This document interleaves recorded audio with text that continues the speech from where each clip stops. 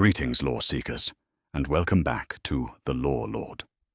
Today we're diving into one of the most tragic and disturbing tales in all of Warhammer 40,000, the fall of Fulgrim, the Phoenician, Primarch of the Emperor's Children Legion. This is not a story of simple corruption or straightforward villainy. This is a tale of perfection twisted into perversion, of pride becoming damnation, and of a being created to be humanity's pinnacle, reduced to something that can barely be called human anymore. Fulgrim's fall represents perhaps the most complete corruption of any Primarch, a transformation so absolute that by the end, the noble warrior who once fought for humanity's future became a Daemon Prince who exists only for sensation and excess. Of all the traitor Primarchs, Fulgrim's corruption stands apart. Where Angron was broken by the butcher's nails, where Mortarion was driven by hatred of tyrants, where Lorgar sought religious truth, Fulgrim had everything. He was beloved by his legion, respected by his brothers, favored by the Emperor himself.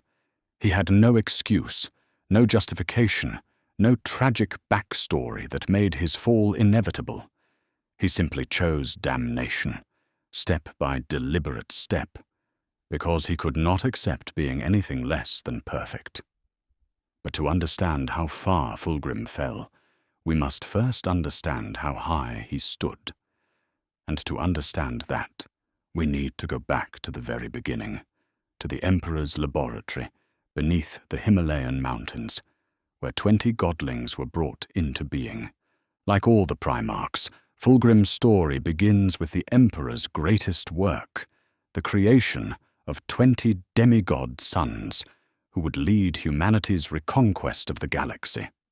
This was the Primarch Project, a work of genetic engineering, psychic manipulation, and perhaps even sorcery that would produce beings beyond anything humanity had ever created. Each Primarch was designed with specific traits, specific roles to play in the Emperor's grand vision. Robert Gilliman would be the administrator, building lasting structures of governance. Rogel Dawn would be the defender, creating fortifications that could withstand any assault. Leman Russ would be the executioner, the savage warrior who could do what civilized men could not. And Fulgrim? Fulgrim was designed to be perfect, not just excellent, not just superior, perfect. He was to be the living embodiment of human potential, realized in every aspect. Physically beautiful beyond mortal standards, intellectually brilliant, artistically gifted, and martially supreme. Where other Primarchs specialized, Fulgrim was meant to excel at everything. He was the Emperor's statement about what humanity could become, not just warriors or administrators or builders, but complete beings who could master any discipline they turned their attention to. In the novel Fulgrim, by Graham McNeill, we get glimpses of this design philosophy through the Emperor's children themselves. They don't just fight, they create. They don't just conquer, they elevate. The Legion's very existence was predicated on the idea that the pinnacle of humanity should be able to do everything perfectly. But perfection is a dangerous goal, because perfection has no ceiling, no endpoint where one can say, this is enough. And for a being designed to be perfect, anything less than absolute excellence in all things would feel like fundamental failure. The Emperor created Fulgrim to be an ideal. He didn't realize he was creating a being whose very nature would make him vulnerable to the dark prince of excess. Slaanesh, the chaos god of perfection, pride, and sensation, must have looked at Fulgrim's creation and smiled. Because the Emperor had engineered a Primarch practically designed to fall into Slaanesh's arms.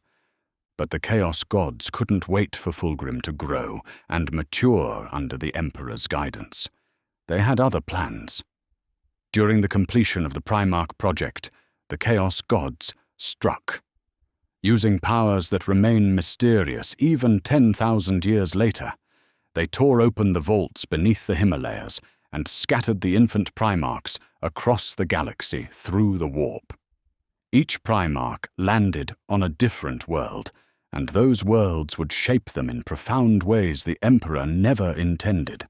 Some Primarchs landed on worlds that amplified their designed traits. Guilliman on civilized Macraga, Dawn on icebound Inuit. Others landed on worlds that twisted them, Angron on brutal Nuceria, Mortarion on poisonous Barbarous. Fulgrim's fate seemed particularly cruel, a cosmic joke at the expense of a being designed for perfection. His gestation pod crashed on Chemos, a planet in the Segmentum Obscurus. Chemos was dying. Once it had been prosperous, but centuries of overmining and industrial exploitation had stripped the world of its resources. By the time Fulgrim arrived, Chemos was a barren wasteland of exhausted mines and struggling manufactories. The people of Chemos lived under strict rationing. Every resource was controlled, every calorie accounted for. Children were born into work quotas. Adults labored their entire lives in factories producing goods for trade with other worlds, desperately trying to acquire enough raw materials to keep their civilization alive one more year. Art was extinct, music was forgotten, beauty was a luxury that no one could afford when survival itself required every ounce of effort. This was the world where a being designed for perfection would be raised, a world where perfection was impossible, where mere survival was the highest achievement anyone could hope for. The miners who found Fulgrim's pod debated what to do with the strange infant inside. Resources were so tight that some argued they couldn't afford to raise a child who contributed nothing. But something about the baby, his unusual appearance, his strange vitality, convinced them to bring him to Callista, one of Chemos's settlement leaders.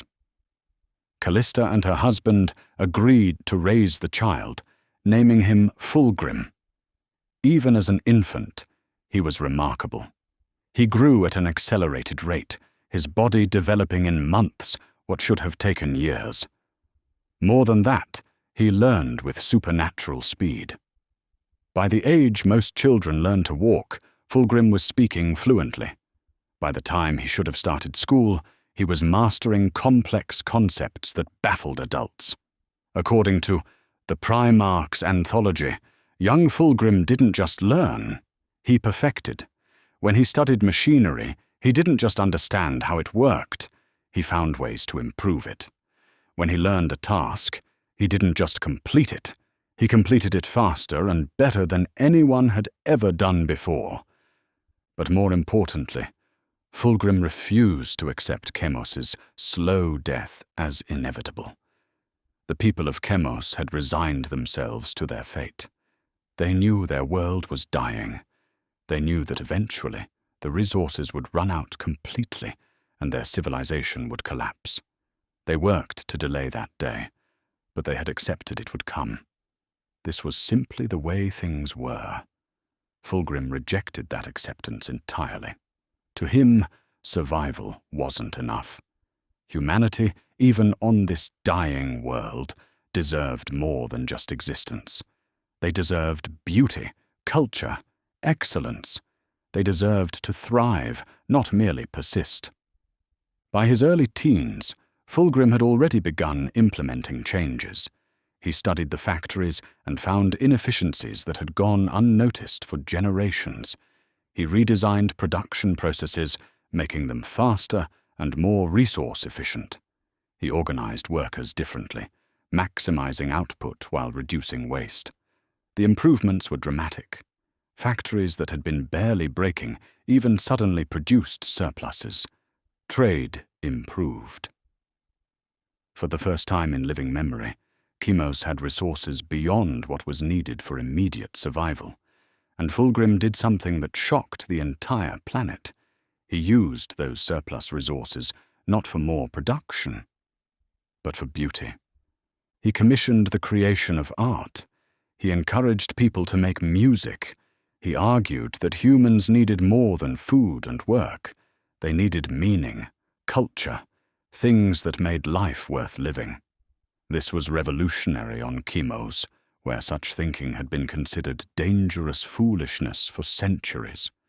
According to Graham McNeill's Fulgrim, the young Primarch told his adoptive mother, "We were not made to simply endure, we were made to achieve greatness." Every person on Chemos has the potential for excellence within them. We just need to give them the chance to reach it. By the time Fulgrim reached adulthood, which for a Primarch came far earlier than for normal humans, he had become a leader not through force, but through demonstrated excellence. People followed him because he made their lives better, because he proved that improvement was possible, because he refused to accept that survival was the best humanity could hope for. Under Fulgrim's leadership, Chemos transformed. The planet still struggled, still faced resource limitations, still had to work hard for every small gain. But now there was art in the factories. Music accompanied the work. People took pride in their craftsmanship, seeking to make each product not just functional, but beautiful. Fulgrim created guilds and academies where people could learn skills beyond their assigned work. He established festivals and celebrations, arguing that joy and culture were not luxuries, but necessities for human thriving. He taught that excellence in any field, whether forging components or composing music, was equally worthy of respect. The transformation wasn't just economic or cultural, it was philosophical. Fulgrim had given Chemos something it had lost: hope. Not just hope for survival, but hope for genuine flourishing. He proved that even on a dying world with limited resources, humans could still pursue excellence, still create beauty, still strive for something beyond mere existence. This experience shaped Fulgrim's core philosophy, the beliefs he would carry with him for the rest of his life, and eventually twist into his damnation. First, that humanity should never settle for good enough when excellence was possible. Second, that beauty, art, and culture were not frivolous luxuries, but essential components of human dignity. Third, that with sufficient will and skill, any limitation could be overcome, any problem solved, any goal achieved. Fourth, that the pursuit of perfection in all things was not vanity but virtue, the highest calling any human could answer. These were not evil beliefs. They were noble ones. They represented the best of what humanity could aspire to. Fulgrim had taken a dying world and given it life, not through genetic engineering or psychic power, but through the simple conviction that humans deserved and could achieve excellence. The tragedy is that these same noble beliefs, when taken to their extreme, when pursued without limitation or balance, would eventually lead Fulgrim to damnation. The same drive that saved Chemos would eventually destroy its savior. But that destruction lay in the future. For now, Fulgrim stood as a genuine hero, a being who had used his gifts not for conquest or domination, but to elevate the people around him. When the Emperor finally came to Chemos, he found not a warlord who had conquered a world, but a leader who had saved one through inspiration and excellence. It must have seemed perfect. When the Emperor finally found Fulgrim on Chemos, the reunion was everything the master of mankind could have hoped for. Unlike some Primarchs who had to be conquered or convinced, Fulgrim immediately recognized the Emperor and embraced his true purpose with characteristic passion. The Emperor looked at Chemos and saw not just survival, but transformation. He saw a dying world brought back to life, not through technology or force, but through philosophy and leadership. He saw a Primarch who had used his gifts exactly as intended, to elevate humanity, to inspire excellence, to prove that mankind's potential was limitless. According to Fulgrim, the Emperor told his recovered son, "You have done what I designed you to do. You have shown humanity what it can become when it refuses to accept limitation." Fulgrim wept at those words. After years of working to save Chemos, of pushing himself and his people toward excellence, despite impossible odds, the validation from his creator, his father, meant everything. The Emperor had designed him for this purpose, and he had fulfilled that purpose without even knowing what he was. The Emperor granted Fulgrim command of the Third Legion, the Space Marines created from Fulgrim's own gene seed. But there was a problem, one that would shape the Legion's character and ultimately contribute to its fall. The Third Legion had been devastated by genetic instability. During the Primarch project's disruption by chaos, something had gone wrong with Fulgrim's gene seed. The Space Marines created from it suffered from a condition called blight, a genetic degradation that killed or disabled most recruits during the augmentation process. Where other legions numbered in the tens of thousands, the Third Legion had been reduced to barely 200 battle brothers. 200. In an imperium that fielded 18 other legions of 10,000 or more warriors each, the Third Legion was a fragment, a shadow, an embarrassment. For any other legion, this would have been cause for shame, perhaps even disbandment. But the Emperor saw something special in the Third Legion's remnant. These 200 Marines had survived when thousands had died. They had continued fighting despite their depleted numbers, never complaining, never giving up, never accepting that their genetic curse made them lesser. They had refused to be defined by their limitations, just like Fulgrim had refused to let Chemos die. The Emperor did something unprecedented.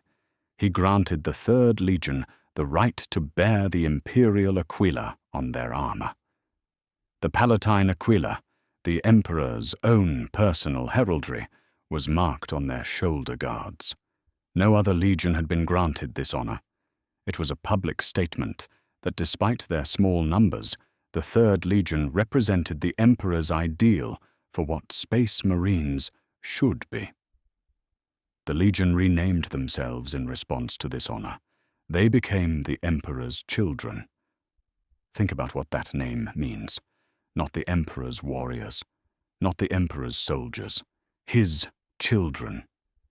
It was a statement of filial devotion, a claim that they were not just troops, but family, not just servants, but inheritors. It was also an enormous weight of expectation. To be called the Emperor's children meant you had to represent the Emperor in everything you did. When Fulgrim took command of his legion, he found warriors who shared his philosophy even before meeting him. They had survived through excellence, through refusing to accept that genetic weakness made them lesser, through pursuing perfection in everything they did, because they had to compensate for their small numbers with superior skill. The reunion between Primarch and Legion was perfect. Fulgrim looked at his 200 sons and saw not a depleted force, but a concentrated essence of what the Legion should be. These were warriors who had proven that quality mattered more than quantity, that excellence could overcome any limitation, that the pursuit of perfection was the only acceptable path. Fulgrim describes the first meeting between the Primarch and his legion. Fulgrim inspected each warrior individually, learning their names, their specialties, their achievements. He didn't see them as subordinates, but as brothers in the pursuit of excellence. And he made them a promise. We will rebuild this legion, not through numbers, but through perfection. Every warrior who joins the Emperor's children will be trained to a standard higher than any other legion. We will be fewer, but we will be superior. When the Imperium speaks of excellence, they will speak of us." The Emperor's children took those words to heart. Under Fulgrim's leadership, the Legion developed training regimens that were legendary in their intensity. Recruits who survived the gene seed implantation process, which still had a higher failure rate than other legions, then faced years of training in weapons mastery, tactics, culture, and philosophy. Because the Emperor's children didn't just train warriors. They trained warrior scholars, warrior artists, warrior philosophers. A battle brother of the Third Legion was expected to master the blade, yes, but also to understand why he fought, to appreciate the culture he protected, to embody the excellence that justified humanity's conquest of the stars. They developed the concept of perfection in all things. It wasn't enough to be a good shot, you had to be the best. It wasn't enough to win a battle, you had to win it perfectly, with minimum casualties and maximum efficiency. It wasn't enough to conquer a world, you had to leave it better than you found it, elevated by contact with the Emperor's finest. This philosophy produced remarkable results.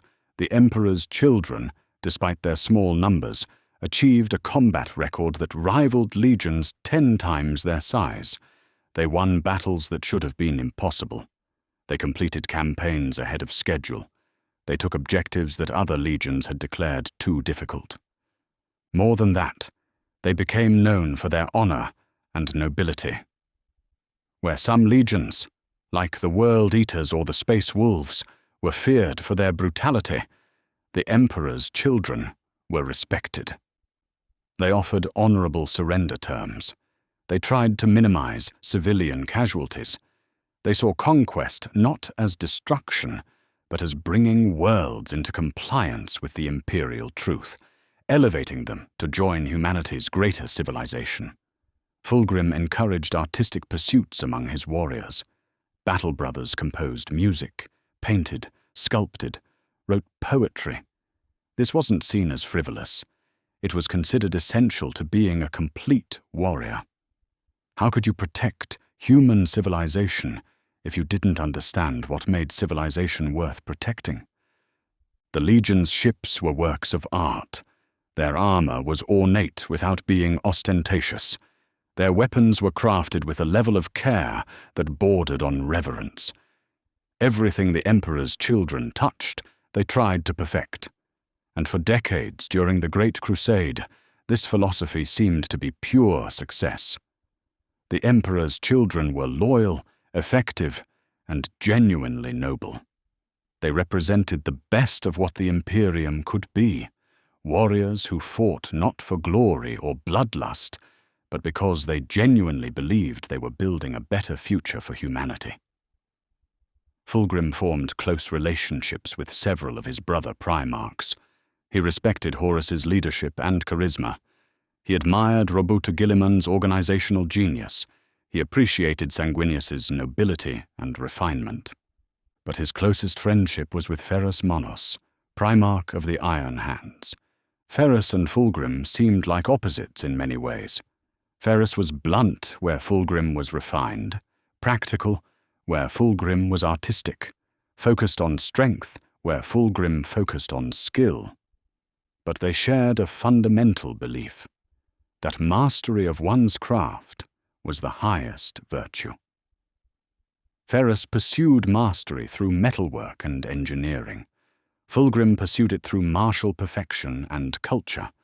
They respected each other's dedication to excellence, even though they expressed it differently. The two Primarchs became so close that they forged weapons for each other, a tradition among craftsmen to demonstrate mutual respect. Fulgrim created Forgebreaker, a massive warhammer worthy of the Gorgon's strength. Ferrus crafted Fireblade, a golden-bladed sword that demonstrated the peak of his metalworking skill. After months of work, when both weapons were completed, each Primarch declared the other's work superior. In a gesture of ultimate respect and friendship, they exchanged weapons. Fulgrim received Fireblade, and Ferrus received Forgebreaker. These weren't just weapons. They were symbols of brotherhood, tokens of a bond between two Primarchs who understood each other in ways their other brothers couldn't. When Fulgrim wielded Fireblade, he carried a piece of Ferrus with him.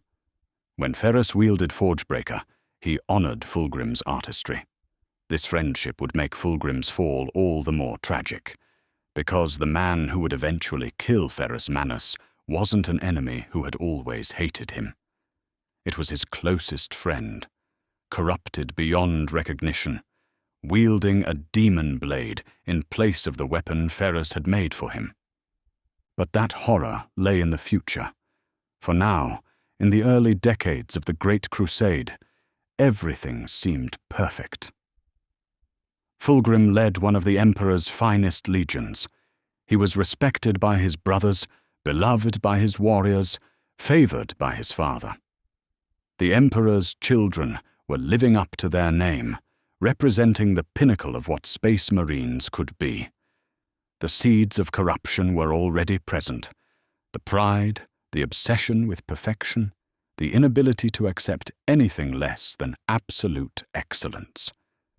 But they were still virtues, still strengths, still the qualities that made the Emperor's children great. The tragedy of Fulgrim is that nothing external forced his corruption. He wasn't mind-controlled. He wasn't tortured into service. The Chaos Gods simply offered him what he already wanted, perfection without limit, and watched as he damned himself pursuing it.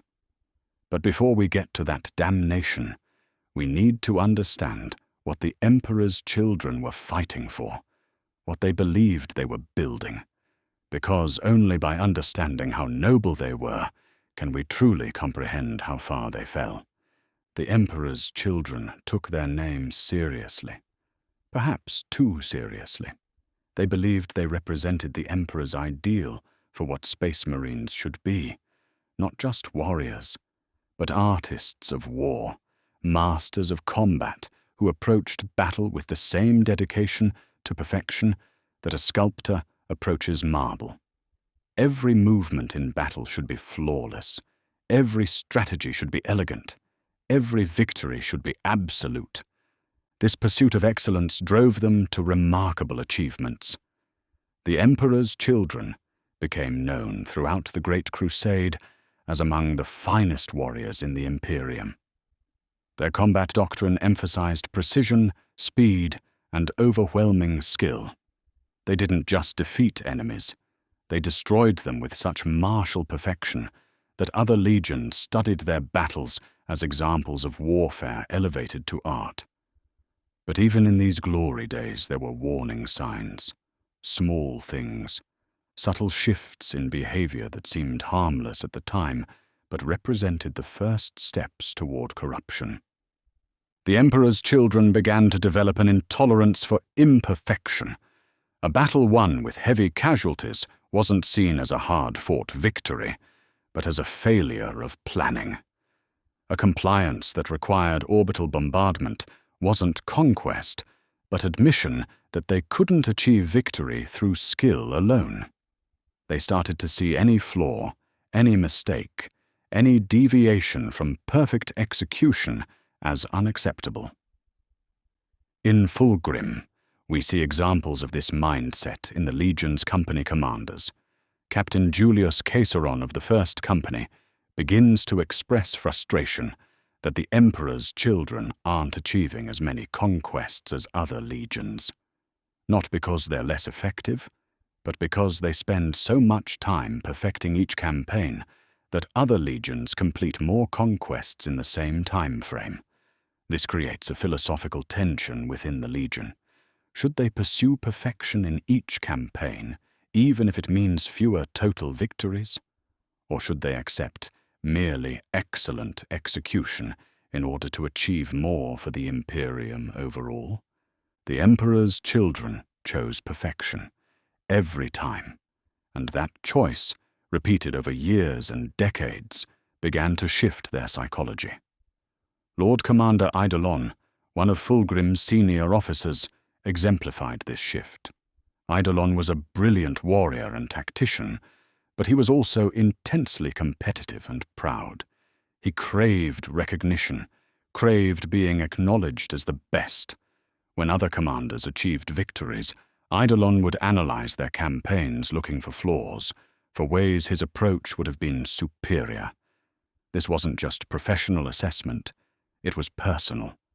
Eidolon needed to be the best, needed to prove the Emperor's children were superior to every other legion. And increasingly, other members of the legion felt the same way. The competitive nature intensified when Horus Lupercal was named War Master, given supreme command over all the Emperor's forces in the Great Crusade. This was a logical choice. Horus was charismatic, politically skilled, and had the respect of nearly all his brothers. Most of the Primarchs accepted the decision without reservation. Fulgrim publicly supported Horus's elevation, as did the Emperor's children. Fulgrim genuinely admired Horus and believed he deserved the position. But privately, there was a seed of resentment, not necessarily in Fulgrim himself, but in his legion. The Emperor's children were called by the Emperor's name. They bore his personal heraldry. They represented his ideal for space marine excellence. And yet another legion's Primarch had been named War Master. How could anyone be more deserving of that honor than the Emperor's own chosen exemplars? This resentment was subtle, never openly expressed. But it was there, and it created a psychological vulnerability. The Emperor's children needed to prove they were the best, needed to demonstrate that their perfection made them superior to all other legions, needed recognition of their excellence. Need is dangerous, because once you need something, you become willing to compromise to get it. The Emperor's children began pushing themselves harder. They took on more dangerous campaigns, seeking to prove their superiority through increasingly difficult conquests. They started accepting fewer reinforcements from other legions, wanting to demonstrate they could achieve perfection even outnumbered. They began to compete not just with enemy forces, but with other imperial legions, trying to complete conquests faster, with fewer casualties, with more elegant execution. Captain Solomon Demeter of the Second Company exemplifies this dangerous mindset in Fulgrim. During one campaign, his company suffers casualties in an ambush. The casualties are minimal by any reasonable standard. A handful of warriors lost in a battle that secures an entire world. But Demeter is devastated, seeing it as a personal failure, as proof that his tactics weren't perfect. Fulgrim tries to console him, but even the Primarch's words reveal the problem. We must be better, Solomon. Perfection is not a destination, but a journey, and every failure along that journey is a weight we must bear. Notice the language. Losing a few warriors in an ambush isn't an unfortunate cost of war. It's a failure that must be borne as a weight.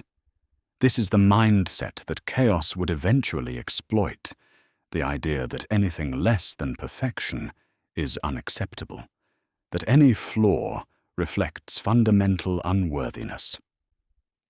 The Emperor's children also began to change their approach to compliance actions.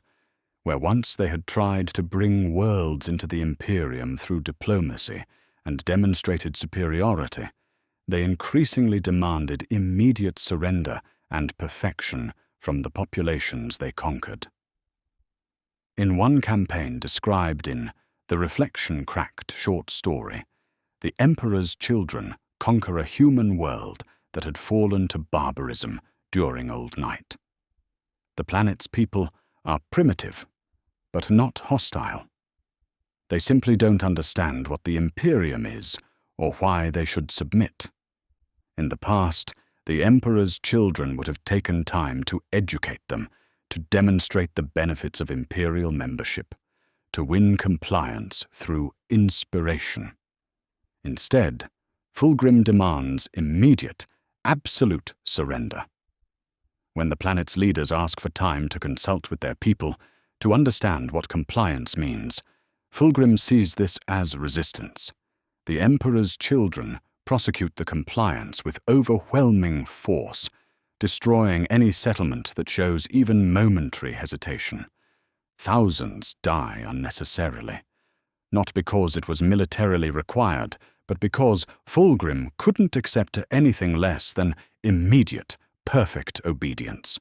The campaign is over in days, a model of military efficiency, but it's also a massacre that leaves the planet broken and resentful rather than genuinely brought into the imperial fold.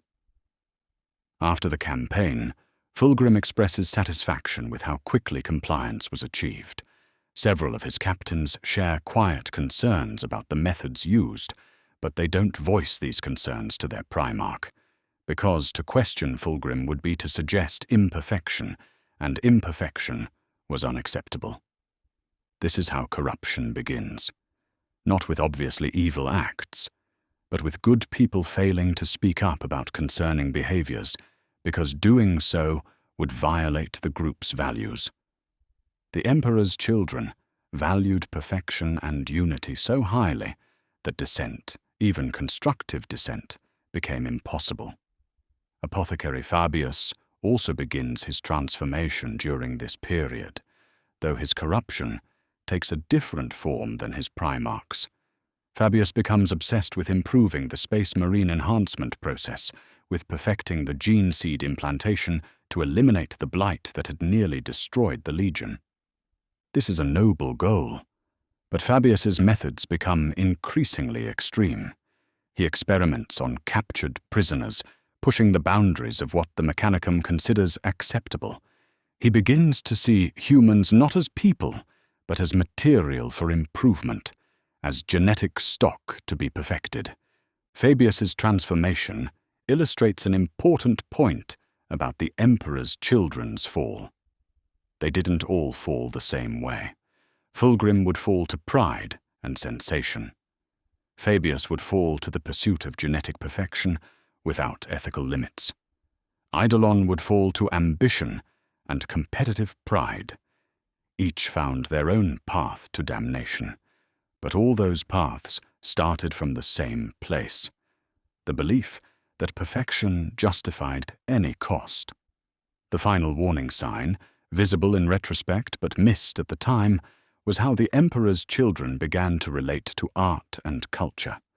Fulgrim had always encouraged his legion to appreciate beauty and artistry, but that appreciation began to shift from "art is important because it represents what we're fighting to protect" to "art is important because it produces sensation." The Legion's musicians began composing pieces that were more intense, more overwhelming, prioritizing impact over harmony.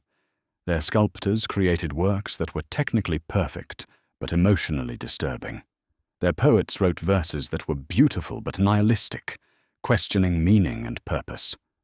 One remembrancer attached to the Legion, Bekwa Kinska, exemplifies this shift. She's a musician of extraordinary talent, and Fulgrim becomes fascinated with her work. But Kinska's compositions aren't just beautiful. They're overwhelming, almost weaponized, designed to produce maximum sensory impact rather than meaningful artistic expression. Fulgrim doesn't see the danger. He only sees someone pursuing perfection in her art, pushing boundaries, refusing to accept limitations. He encourages her, sponsors her work, even begins to see her as a kindred spirit in the pursuit of transcendent experience. This is crucial. By the time the Emperor's children encounter chaos directly, they're already psychologically prepared for corruption. They've already accepted that perfection justifies any cost, that sensation and experience are more important than meaning, that being the best matters more than serving humanity's future. They don't realize they've been preparing themselves for damnation. They think they're simply pursuing excellence, and that's what makes their fall so insidious. They damned themselves through virtues twisted just slightly out of true, through noble goals pursued without wisdom or restraint. The Chaos Gods didn't need to break the Emperor's children. They just needed to offer them what they already wanted and let them break themselves. The first true step toward damnation came during the Legion's service in the Great Crusade, as psychological vulnerabilities accumulated. The Emperor's children noticed that other legions were achieving more conquests, claiming more glory, adding more worlds to the Imperium's growing empire faster than they were. This bothered them deeply. How could they be perfect if others exceeded their achievements in raw numbers? But these were still just warning signs, personality flaws that hadn't yet become corruption. The true point of no return came during a campaign that should have been just another conquest among thousands, the cleansing of Laer. The Laer were a Xenos species, discovered in the 28th Expedition Fleet's area of operations, inhabiting a world called Laer in the Perdu's Rift. Initial reports described them as technologically advanced serpentine beings who had achieved remarkable sophistication in both warfare and culture. They would need to be brought to compliance or destroyed, like countless other Xeno species encountered during the Great Crusade. Fulgrim and the Emperor's children were assigned to the Laeran campaign. It seemed like a straightforward conquest, one legion against one Xenos world.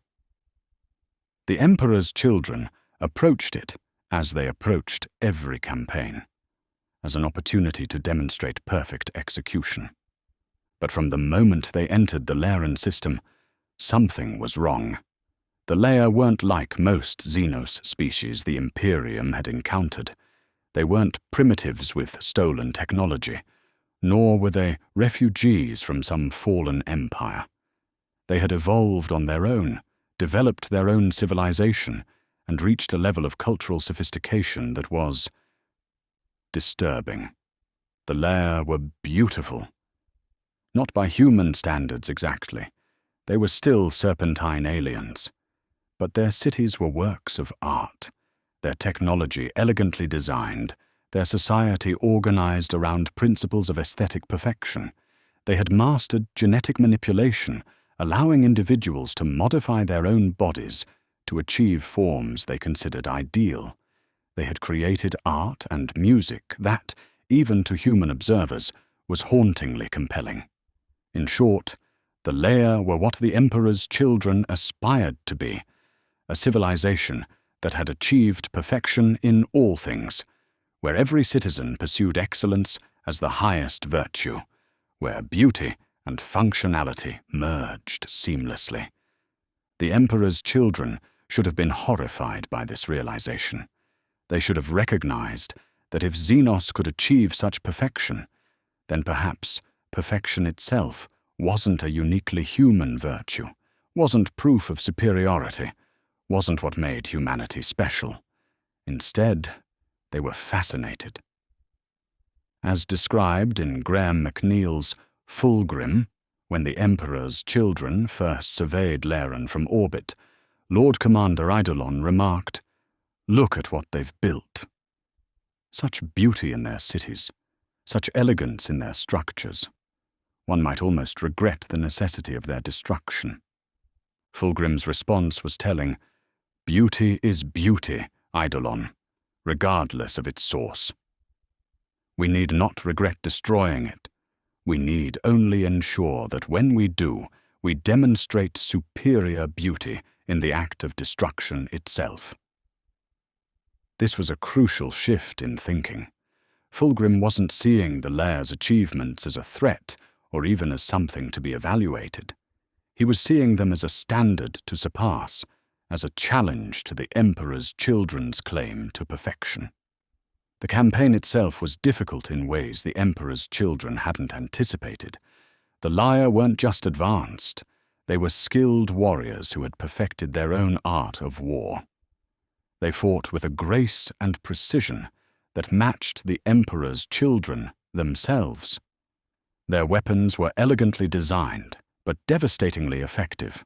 Their tactics showed creativity and adaptation. For the first time in decades, the Emperor's children faced enemies who could match them skill for skill. And instead of being disturbed by this, Fulgrim was excited. In Fulgrim, during one of the major battles for Laeran's surface, Fulgrim personally leads the assault on a Laer temple city. The fighting is intense, with both sides demonstrating remarkable martial prowess. A Laer warrior champion emerges to duel the Primarch, and for a brief moment, they're evenly matched. The Laer's serpentine speed and technique versus Fulgrim's Primarch-level skill. Fulgrim eventually wins, of course, but after killing the Laer champion, he says something revealing. Magnificent. To face an opponent who understands the artistry of combat, this is what war should be. Not butchery, but a dance where only the most perfect dancer survives. Notice what's missing from that statement. Any mention of why they're fighting. Any reference to bringing compliance to humanity's future, to the Imperium's goals. Fulgrim is focused entirely on the experience of combat itself, on the sensation of facing a worthy opponent. This is Slaanesh's hook digging in, though Fulgrim doesn't realize it yet. He's starting to value experience over purpose, sensation over meaning, the perfection of the act over the reason for acting. The campaign dragged on for weeks, then months.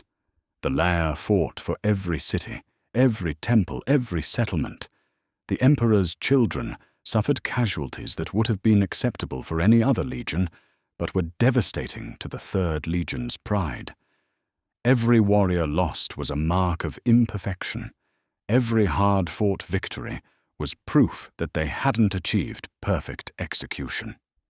Fulgrim became increasingly obsessed with winning not just the campaign, but winning it perfectly. He pushed his legion harder, demanded more from his commanders, tolerated no mistakes or setbacks.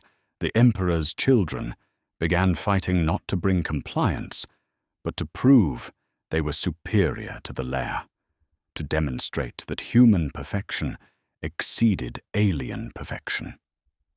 Captain Solomon Demeter, always one of the more thoughtful members of the Legion, expressed concerns to his fellow officers. As recorded in Fulgrim, he said, "We're changing. Can't you see it? We're fighting not to win, but to prove something. And I'm not certain what we're trying to prove anymore." But no one wanted to hear it. Demeter's concerns were dismissed as defeatism, as imperfection of thought that the Legion couldn't afford during a difficult campaign. Finally, after months of grinding warfare, the Emperor's children achieved victory. The last Laer stronghold fell. The Xenos species was driven to extinction. The Emperor's children had won. But they hadn't won perfectly. They had suffered casualties. The campaign had taken longer than estimated. They had been pushed to their limits by mere Xenos. By their own standards, it was a failure. A victory, yes, but an imperfect one. This is where Fulgrim made the choice that would doom him and his entire legion. After the final battle, Fulgrim ordered his forces to sweep the conquered territories for any remaining Laer resistance. During this mopping-up operation, he personally explored one of the Laer's great temples, a massive structure dedicated to something the Laer called She Who Thirsts, though Imperial forces didn't understand what that title meant. The temple was a masterwork of architecture and artistry. Every surface was covered in intricate carvings. The acoustics were designed to amplify and beautify any sound. The very structure seemed to sing when wind passed through it. It was, by any measure, one of the most beautiful buildings Fulgrim had ever seen. In the temple's inner sanctum, Fulgrim found a sword. It was displayed on an altar, clearly an object of reverence. The blade was slightly curved, elegant, with a craftsmanship that exceeded anything Fulgrim had ever seen. The metal seemed to shimmer with internal light. The edge was so perfect it seemed to cut the very air around it. The hilt was wrapped in what appeared to be some form of alien skin, but soft and comfortable. Gems were set into the crossguard, and they seemed to pulse with their own illumination. This was the anathem, the blade of the Laer, and it was not just a weapon. It was a prison for a greater Daemon of Slaanesh, created by the Laer specifically to trap this entity. The Laer had worshipped Slaanesh, she who thirsts, and this blade was their greatest religious artifact. Fulgrim should have destroyed it, should have recognized it as a Xenos artifact of unclear purpose and eliminated it as a potential danger. This was standard Imperial doctrine for dealing with alien technology. If you don't understand it, destroy it. But the blade was perfect. Fulgrim, who had spent his entire life pursuing perfection in all things, who had just finished a campaign where he felt he'd failed to achieve perfect execution, who prided himself on being the greatest swordsman among the Primarchs. He looked at that blade and couldn't resist. In Fulgrim, the moment is described in detail. Fulgrim reached out and lifted the sword from its resting place. The weight was perfect, the balance flawless. As his fingers closed around the hilt, he felt a surge of something. Not pain, not pleasure exactly, but sensation so intense it defied categorization. It was as if the blade was completing some circuit within him, filling a void he hadn't known existed. "Beautiful," he whispered. "This is what perfection looks like. This is what I've been searching for." Behind him, his equerry, Apothecary Fabius, expressed concern. "My lord, perhaps we should have the Mechanicum analyze it before." "No," Fulgrim cut him off. The refusal was instant, visceral. The thought of anyone else touching this blade, of surrendering it even temporarily, was unbearable. "This is mine. It was waiting for me. Can't you see? Everything about it is perfect. It was made for me." Fabius hesitated, clearly troubled, but said nothing more. Who was he to question his Primarch's judgment? This was the moment. This was when Fulgrim sealed his fate, and the fate of his entire legion. The daemon in the blade didn't seize control immediately. It was far more subtle than that. It whispered. It suggested. It amplified thoughts that were already present in Fulgrim's mind. It took his existing pride and made it slightly stronger. It took his pursuit of perfection and made it slightly more obsessive. It took his desire for recognition and made it slightly more desperate. The changes were so gradual that no one noticed. Not Fulgrim himself, not his closest advisors, not his brother Primarchs. He seemed like the same Fulgrim, perhaps a bit more driven, a bit more focused, a bit more demanding of excellence. But weren't those his defining traits already?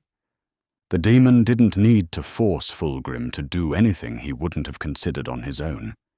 It just needed to push him a little further down paths he was already walking, to make existing flaws slightly more pronounced, to turn virtues into vices by degrees so small that each individual step seemed reasonable. Fulgrim began carrying the blade of the Laer with him always. He stopped using Fireblade, the sword Ferrus Manus had crafted for him. When asked about this change, he claimed the Laer blade's superior craftsmanship made it more suitable for a Primarch.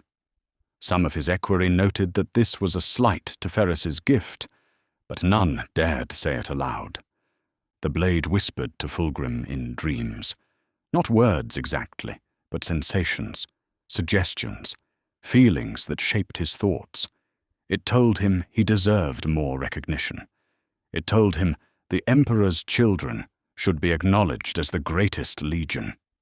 It told him that perfection was achievable, but only if he was willing to transcend the limitations that held him back. What limitations? The demon left that deliciously ambiguous. The limits of imperial doctrine, the constraints of serving the Emperor's vision rather than pursuing his own, the restrictions of human morality when dealing with problems that required extreme solutions. Fulgrim began to change in subtle ways. He became more focused on sensation, on experiencing things intensely. Music became not just enjoyable but necessary. Art became not just appreciated, but obsessive.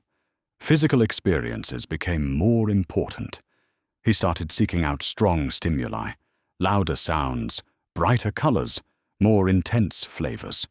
To observers, this seemed like Fulgrim simply embracing the cultural refinement he'd always valued. No one realized he was becoming addicted to sensation itself, pursuing experience for its own sake rather than for meaning. The daemon also amplified Fulgrim's pride. He began to see himself as unappreciated, as denied the recognition he deserved. The Emperor had given Horus the position of War Master. Why? Fulgrim's legion represented perfection itself. Shouldn't perfection be leading the crusade? When Fulgrim met with other Primarchs, he began to notice their flaws more acutely. Guilliman's devotion to logistics seemed pedantic. Dawn's fortification obsession seemed limited. Even Ferrus's focus on strength seemed one-dimensional. Only Fulgrim, with his pursuit of excellence in all things, seemed to truly understand what the Imperium should be. These thoughts weren't entirely new. Fulgrim had always been proud. But the demon made them central, made them burning grievances rather than passing observations. It took the seed of pride and watered it until it grew into something that would eventually strangle everything noble in Fulgrim's character. The Emperor's children, taking their cues from their Primarch, began to change as well. They became more competitive with other legions, more intolerant of perceived imperfection, more focused on sensation and experience. The changes were gradual, but they were accelerating. By the time the Emperor's children left the Laeran system, they were no longer quite the same legion that had arrived. They had won the campaign, but they had lost something crucial in the process. They just didn't know it yet. Fulgrim looked at his new blade and saw perfection. He felt the daemon's whispers and thought they were his own thoughts. He experienced the growing need for sensation and believed he was simply becoming more culturally refined. He had no idea he was carrying his own damnation at his hip, that every moment he wielded that blade brought him closer to corruption, that the perfect weapon he'd claimed was actually claiming him. The blade of the Laer was patient. It had eternity after all. It could afford to corrupt Fulgrim slowly, thoroughly, completely. And with each passing day, as Fulgrim's pride grew and his need for perfection became more desperate, the demon's work became easier. Soon, Horus Lupercal would offer Fulgrim a chance at the ultimate perfection, transcendence beyond the Emperor's limitations, and by then, corrupted by the daemon blade and twisted by his own pride, Fulgrim would be ready to listen. The Laer campaign was over. The corruption had only just begun. When Horus Lupercal was wounded on Davin and subsequently corrupted by chaos through the machinations of Erebus and the Word-bearers, he began the process of recruiting his brother Primarchs to his cause. This wasn't a sudden rebellion. It was a carefully orchestrated conspiracy that required bringing the right Primarchs into the fold at the right time. Fulgrim was among the first Horus approached, and this was no accident. Horus understood his brothers intimately, understood their strengths and weaknesses, their desires and fears. He knew exactly which Primarchs could be turned, and what arguments would sway them. Fulgrim was vulnerable for several reasons. First, He and Horus had been close during the Great Crusade. Fulgrim genuinely admired the War Master and valued his friendship. Second, Fulgrim's pride made him susceptible to arguments about deserving more recognition. Third, and most crucially, the demon in the blade of the Laer had been preparing Fulgrim for exactly this moment, subtly eroding his loyalty and amplifying his grievances. The meeting between Horus and Fulgrim took place aboard Horus's flagship, the Vengeful Spirit, in the War Master's private sanctum. What was said in that room would determine the fate of billions and reshape the Imperium forever. In Fulgrim, Graham McNeill describes the encounter in detail. Horus greets his brother warmly, and they spend time reminiscing about past campaigns, shared victories, moments of brotherhood during the Great Crusade. Horus is in no hurry. He's building trust, reminding Fulgrim of their friendship, preparing the ground. Then, carefully, Horus begins to introduce doubts. "The Emperor has changed, brother," Horus says, "since his return to Terra, since he locked himself away in his secret projects. Does he even remember what we're fighting for out here?" Fulgrim is troubled by this. He sensed it too. The Emperor's distance, his focus on mysterious works on Terra rather than the Crusade. But to hear Horus' voice, it makes it real, makes it a legitimate concern rather than a fleeting doubt. Horus continues, his words carefully chosen. "We were made to lead, Fulgrim. We were created to guide humanity to its destiny. But the Emperor treats us like tools, to be used and then discarded when our purpose is fulfilled. Have you never wondered what happens to us when the Great Crusade ends? What role will there be for warriors in a time of peace?" This strikes at the heart of Fulgrim's insecurities. The Emperor's children are warriors, conquerors. What purpose will perfection in warfare serve when there's no more war to fight? "The Emperor is building something," Horus reveals.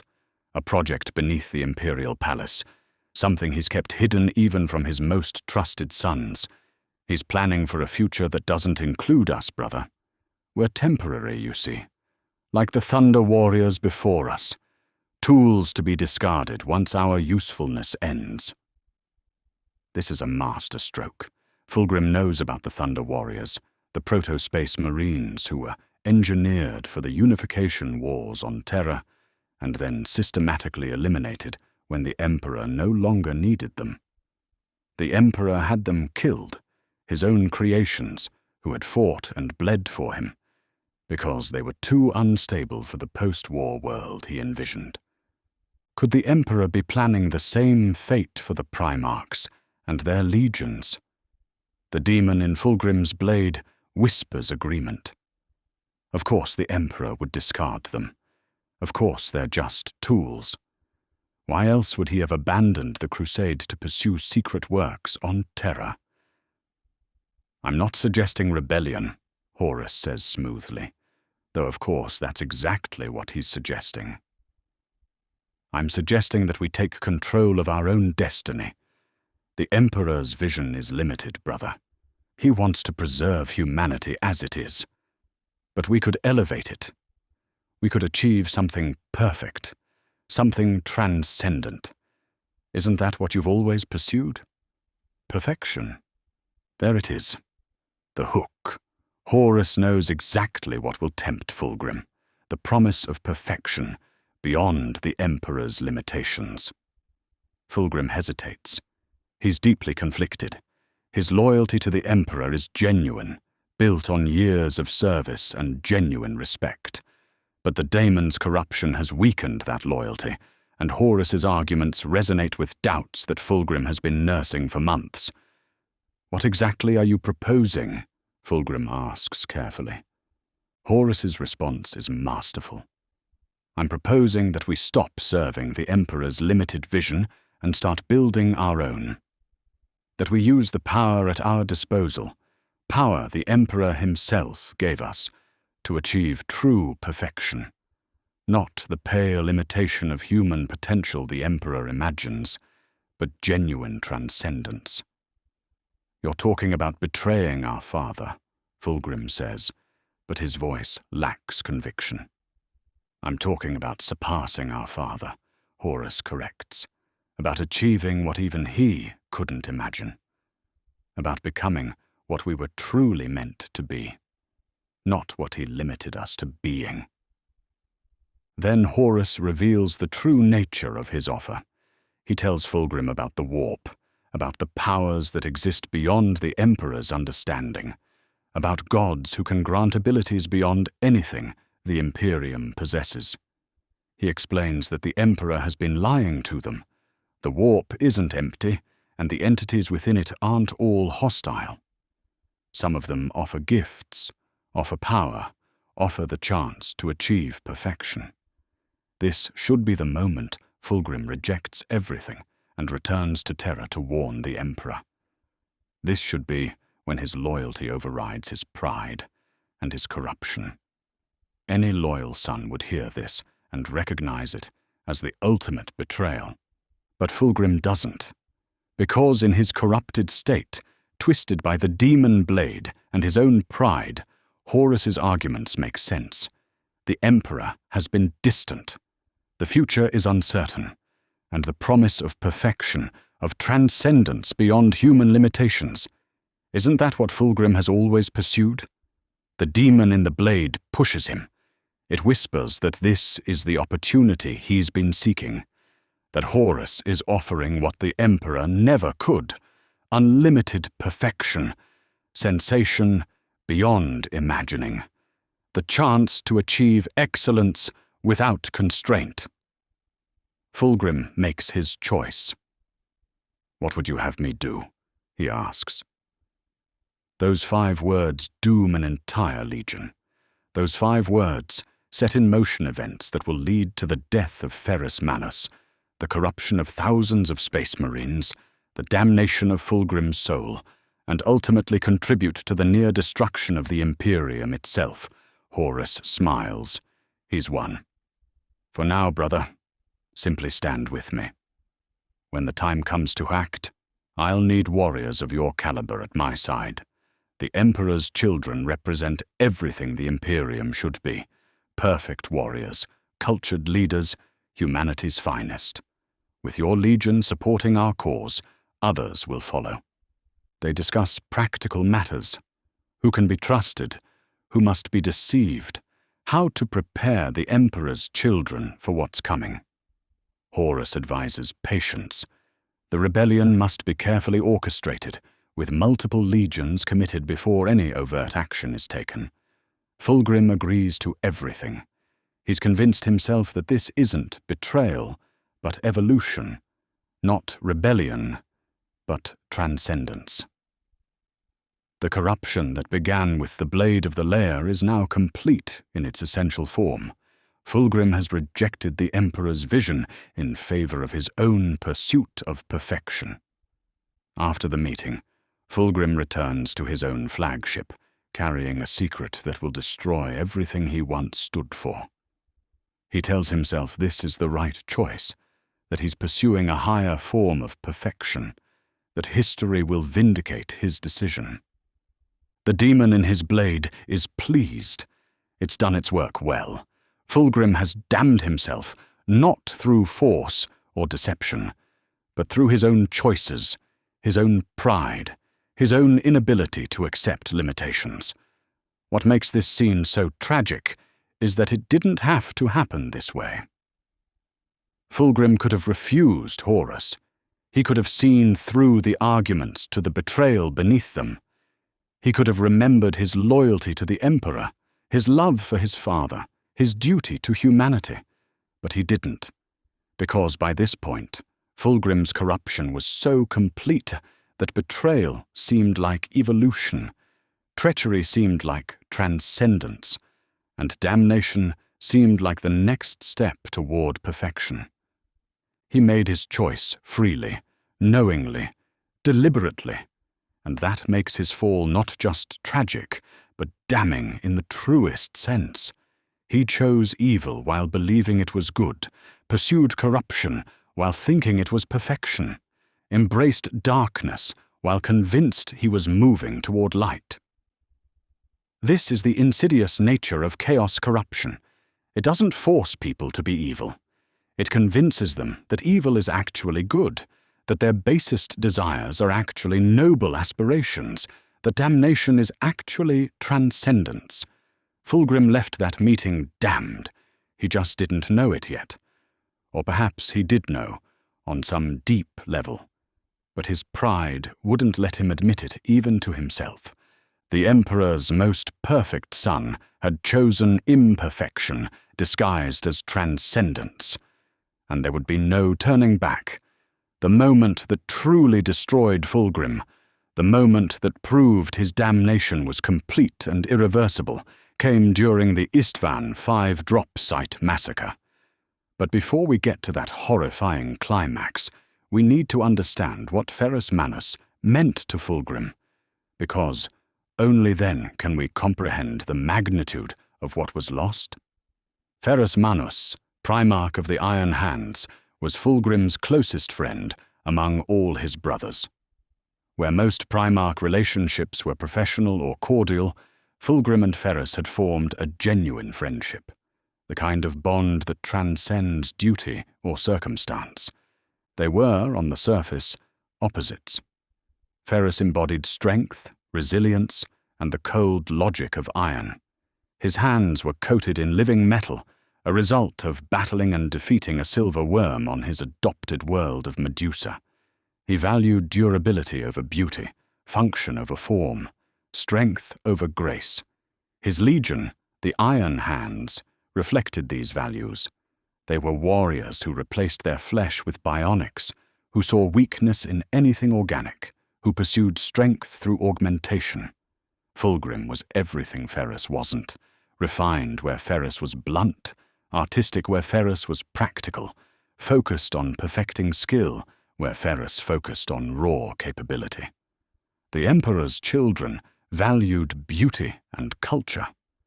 The Iron Hands valued strength and endurance. And yet, they understood each other perfectly. Because beneath their differences, Fulgrim and Ferrus shared a fundamental philosophy, that mastery of one's craft was the highest virtue a person could pursue. Ferrus pursued mastery through metalwork and strength. Fulgrim pursued it through martial skill and culture. They expressed it differently, but they both understood the deep satisfaction of perfecting something, of taking a skill and honing it until it became art. Their friendship had begun during the early Great Crusade, when their legions fought together in several campaigns. Where other Primarchs might have competed for glory or argued over tactics, Fulgrim and Ferrus complemented each other. The Emperor's children would achieve precision strikes and elegant victories. The Iron Hands would provide unstoppable armored assaults and brutal endurance. Together, they were nearly unstoppable. But their friendship went beyond military cooperation. They spent time together when not campaigning, discussing philosophy and craft. Ferrus would show Fulgrim his latest metalwork projects, weapons and armor he had personally forged. Fulgrim would share music and art he had commissioned or created. They debated the nature of perfection, Ferrus arguing that true perfection came from removing weakness, Fulgrim countering that perfection came from mastering and transcending weakness rather than eliminating it.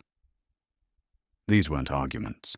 They were the kind of deep philosophical discussions that only equals can have, where both parties respect each other enough to genuinely consider opposing viewpoints. The forging of weapons for each other represented the peak of their brotherhood. In both Medusan and Chemosian culture, crafting a weapon for someone was deeply significant.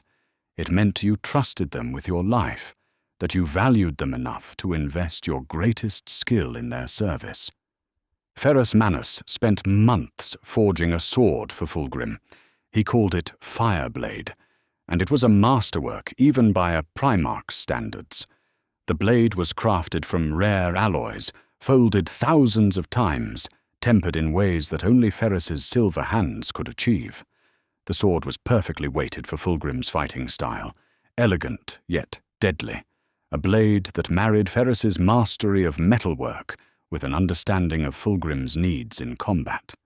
When Ferrus presented it to Fulgrim, he said simply, "This is you, brother." Made strong through fire and discipline, beautiful in its purpose, perfect in its execution. May it serve you as well as your friendship has served me. Fulgrim wept at those words. He understood what the gift meant, that Ferrus saw him, truly saw him, understood who he was at his core, and valued it. In an existence where Fulgrim constantly had to prove his perfection, where he was always striving to meet impossible standards, Ferrus simply accepted him as he was, and honored that with his greatest work. Fulgrim's gift to Ferrus was Forgebreaker, a massive warhammer designed for the Gorgon's strength. Fulgrim wasn't a metalworker like Ferrus, his skills lay elsewhere. So he commissioned the greatest craftsman in the Emperor's children to create it under his personal direction. The result was a weapon of devastating power that incorporated Fulgrim's understanding of aesthetics with Ferrus's need for pure, overwhelming force. When he presented it, Fulgrim said, "This is you, brother." Unbreakable strength tempered with purpose, power guided by wisdom, force in service of a greater vision. May it crush our enemies as thoroughly as your friendship has strengthened me. These weapons became symbols of their brotherhood. When they fought together, Fulgrim wielding Fireblade and Ferrus wielding Forgebreaker, they were exchanging pieces of themselves, literally carrying each other into battle. This is the friendship that Fulgrim betrayed when he joined Horus's rebellion. This is the bond he broke when he chose corruption over loyalty. This is what makes what happened at Isstvan Five so devastating. It wasn't just a military engagement or a political betrayal. It was a brother murdering his closest friend, using the very understanding that friendship had given him to achieve that murder. After Fulgrim committed to Horus's cause, the War Master began planning the rebellion's opening move. The strategy was brilliant and horrific. They would lure loyalist legions into a trap where they could be destroyed en masse, eliminating opposition before the rebellion even began in earnest. Horus ordered 7 legions he knew or suspected to be loyalist to the planet Isstvan 3, ostensibly to prosecute a compliance action against a rebellious population.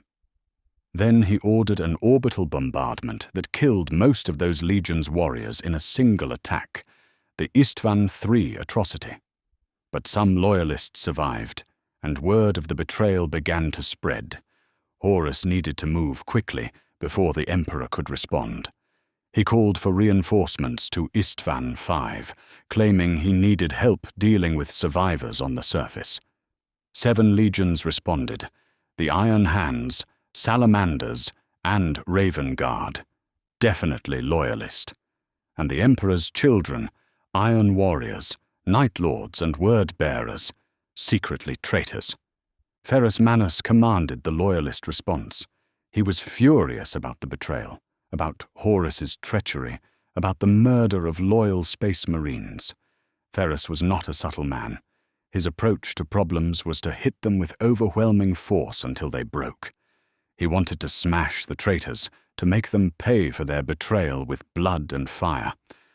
But Ferrus also had another goal, one he didn't share fully with his fellow loyalist Primarchs. He wanted to save Fulgrim.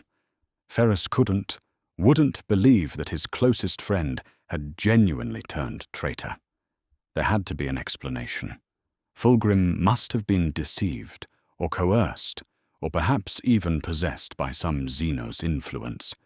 The Fulgrim that Ferrus knew, the brother who had forged weapons with him and discussed philosophy for hours.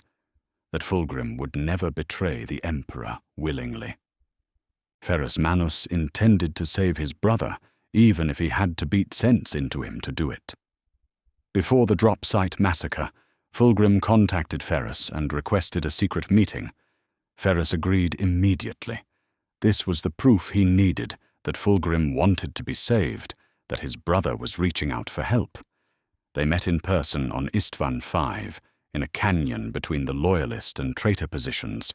Each brought a small honor guard. But the Primarch spoke alone, just the two of them. What happened next is described in devastating detail in Fulgrim. Fulgrim approached his brother with arms outstretched, as if for an embrace. "Ferrus, my friend, I'm so glad you came. We have much to discuss." Ferrus was more guarded, his silver hands clenched into fists, ready for violence, but hoping it wouldn't be necessary. "What's happened to you, brother?" Horus's betrayal I can understand. He was always ambitious. "But you? This isn't who you are." "Isn't it?" Fulgrim smiled, and there was something wrong with that smile. Too wide, too knowing. "Perhaps you never knew who I really was, Ferrus. Perhaps I never knew myself until recently." "You're talking riddles," Ferrus growled. The Fulgrim I know spoke plainly, valued honesty as much as beauty. "What's corrupted you?" "Corrupted?" Fulgrim laughed, and the sound was musical, but somehow wrong, like a perfect note played at the wrong time. "I've been elevated, brother. Horus showed me the truth, that the Emperor's vision is limited, that we were meant for so much more than serving his narrow ambitions. Join us, Ferrus. Together, we could achieve true perfection. We could transcend these mortal limitations and become something magnificent." This was Fulgrim's goal for the meeting, the same goal Horus had with him. He genuinely believed he could convince Ferrus to join the rebellion. In his corrupted mind, he thought Ferrus would understand, would see the logic in pursuing perfection beyond the Emperor's constraints. He couldn't have been more wrong. Ferrus Manus looked at his brother, his closest friend, the person he had trusted more than any other, and saw corruption, saw betrayal, saw something that wore Fulgrim's face but wasn't Fulgrim anymore. "You're insane," Ferrus said quietly. "Or possessed. Either way, you're not my brother anymore." Those words hit Fulgrim harder than any physical blow. The demon in the blade of the Laer, which had been whispering encouragement throughout the conversation, suddenly hissed in fury.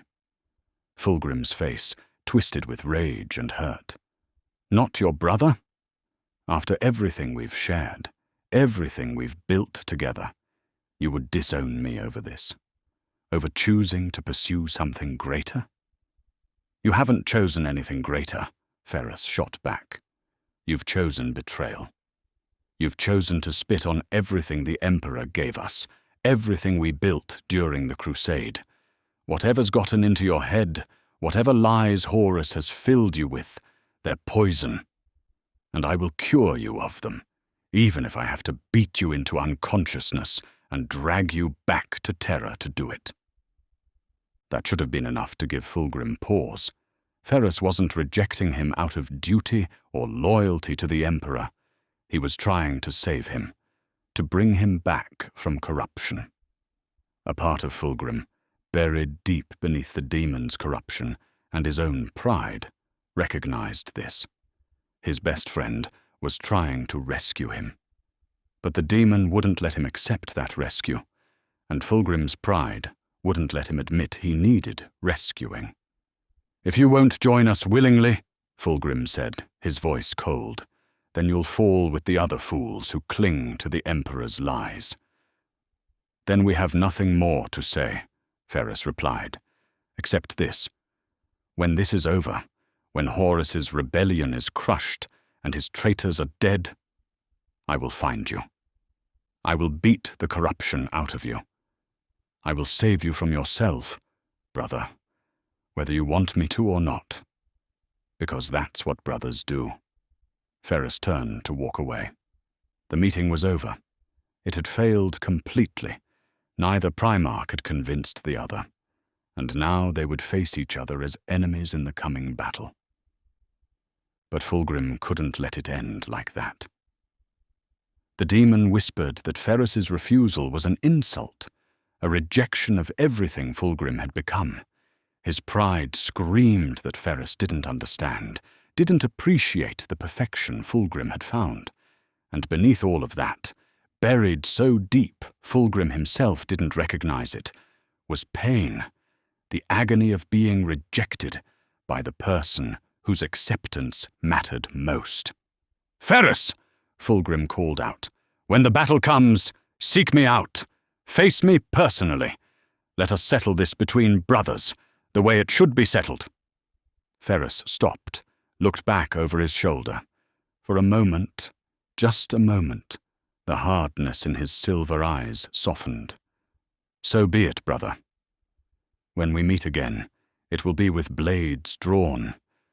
And I swear to you, on the friendship we once shared, I will do whatever it takes to bring you back." Then Ferrus walked away, returning to his forces, leaving Fulgrim alone with his demon blade and his corruption. Fulgrim stood there for a long time after Ferrus left, the blade in his hand pulsing with malevolent pleasure.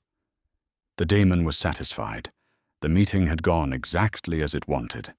Ferrus would come for Fulgrim in the battle, and when he did, the daemon would ensure Fulgrim killed his best friend. Deep inside, the small part of Fulgrim that was still uncorrupted screamed in horror at what was about to happen. But that part was buried beneath layers of pride, ambition, and demonic influence.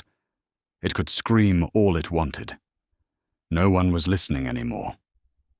The drop site massacre proceeded according to Horus's plan.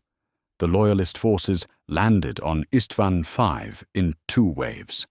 The first wave, Iron Hands, Salamanders, and Raven Guard, established a beachhead and began pushing toward the traitor positions. The second wave, Emperor's Children, Iron Warriors, Night Lords, and Word Bearers, landed behind the first wave, supposedly to reinforce them. Then they opened fire on their Loyalist brothers. The massacre was total. Thousands of Space Marines died in the first moments, as the reinforcements betrayed their allies. The 3 Loyalist legions were caught in a killing field, taking fire from both sides, outnumbered and outmaneuvered. In the chaos and horror of that battle, 2 Primarchs sought each other out. Fulgrim, wielding the blade of the Laer, moved through the carnage like a dancer. His movements were inhuman in their grace and speed. He killed Loyalist Marines with casual ease, each death a perfect stroke of the blade, each victim falling in a spray of blood that Fulgrim found aesthetically pleasing. The demon in the blade was singing, feeding on the death and pain, strengthening Fulgrim even as it tightened its control over him. Ferrus Manus was a completely different kind of fighter. Where Fulgrim was grace, Ferrus was fury. His silver hands crushed traitor marines like they were toys. Forgebreaker, the Warhammer Fulgrim had crafted for him, shattered ceramite and pulped flesh with each blow. Ferrus wasn't trying to be elegant or perfect. He was trying to kill every traitor he could reach and find his corrupted brother. Through the chaos, across a battlefield littered with the dead and dying, the 2 Primarchs found each other. They stood perhaps 50 meters apart, both surrounded by the bodies of Space Marines from various legions. The fighting around them seemed to slow, as if the battle itself held its breath for what was about to happen. "Ferrus!" Fulgrim called out, his voice carrying across the battlefield. "I wish it hadn't come to this." "It didn't have to," Ferrus roared back. "You chose this, Fulgrim. You chose betrayal over brotherhood. And now you'll answer for that choice." "Then come, brother." Fulgrim raised the blade of the Laer, settling into a perfect dueling stance. "Let us end this as it began. Just you and me, with our skill and our blades. Let the better warrior win." Ferrus charged because that was his nature. Direct, aggressive, unstoppable. He closed the distance in seconds, Forgebreaker already swinging in a strike that could shatter a tank. And Fulgrim moved. The fight was brutal and beautiful in equal measure. Ferrus fought with raw power and murderous intent, each blow of Forgebreaker capable of crushing a Primarch if it connected. Fulgrim fought with inhuman grace and speed, the blade of the Laer seeming to move of its own accord, the demon within it guiding Fulgrim's movements. They had sparred together countless times during the Great Crusade, knew each other's styles intimately. Ferrus knew Fulgrim would go for speed and precision, seeking weak points in his defense. Fulgrim knew Ferrus would use overwhelming force, trying to batter through his guard. But this wasn't sparring. This was combat to the death between brothers who had once loved each other. The fight raged across the battlefield. They destroyed tanks with missed strikes, killed nearby Marines with the shock waves of their blows. This was combat on a scale that ordinary humans couldn't even comprehend.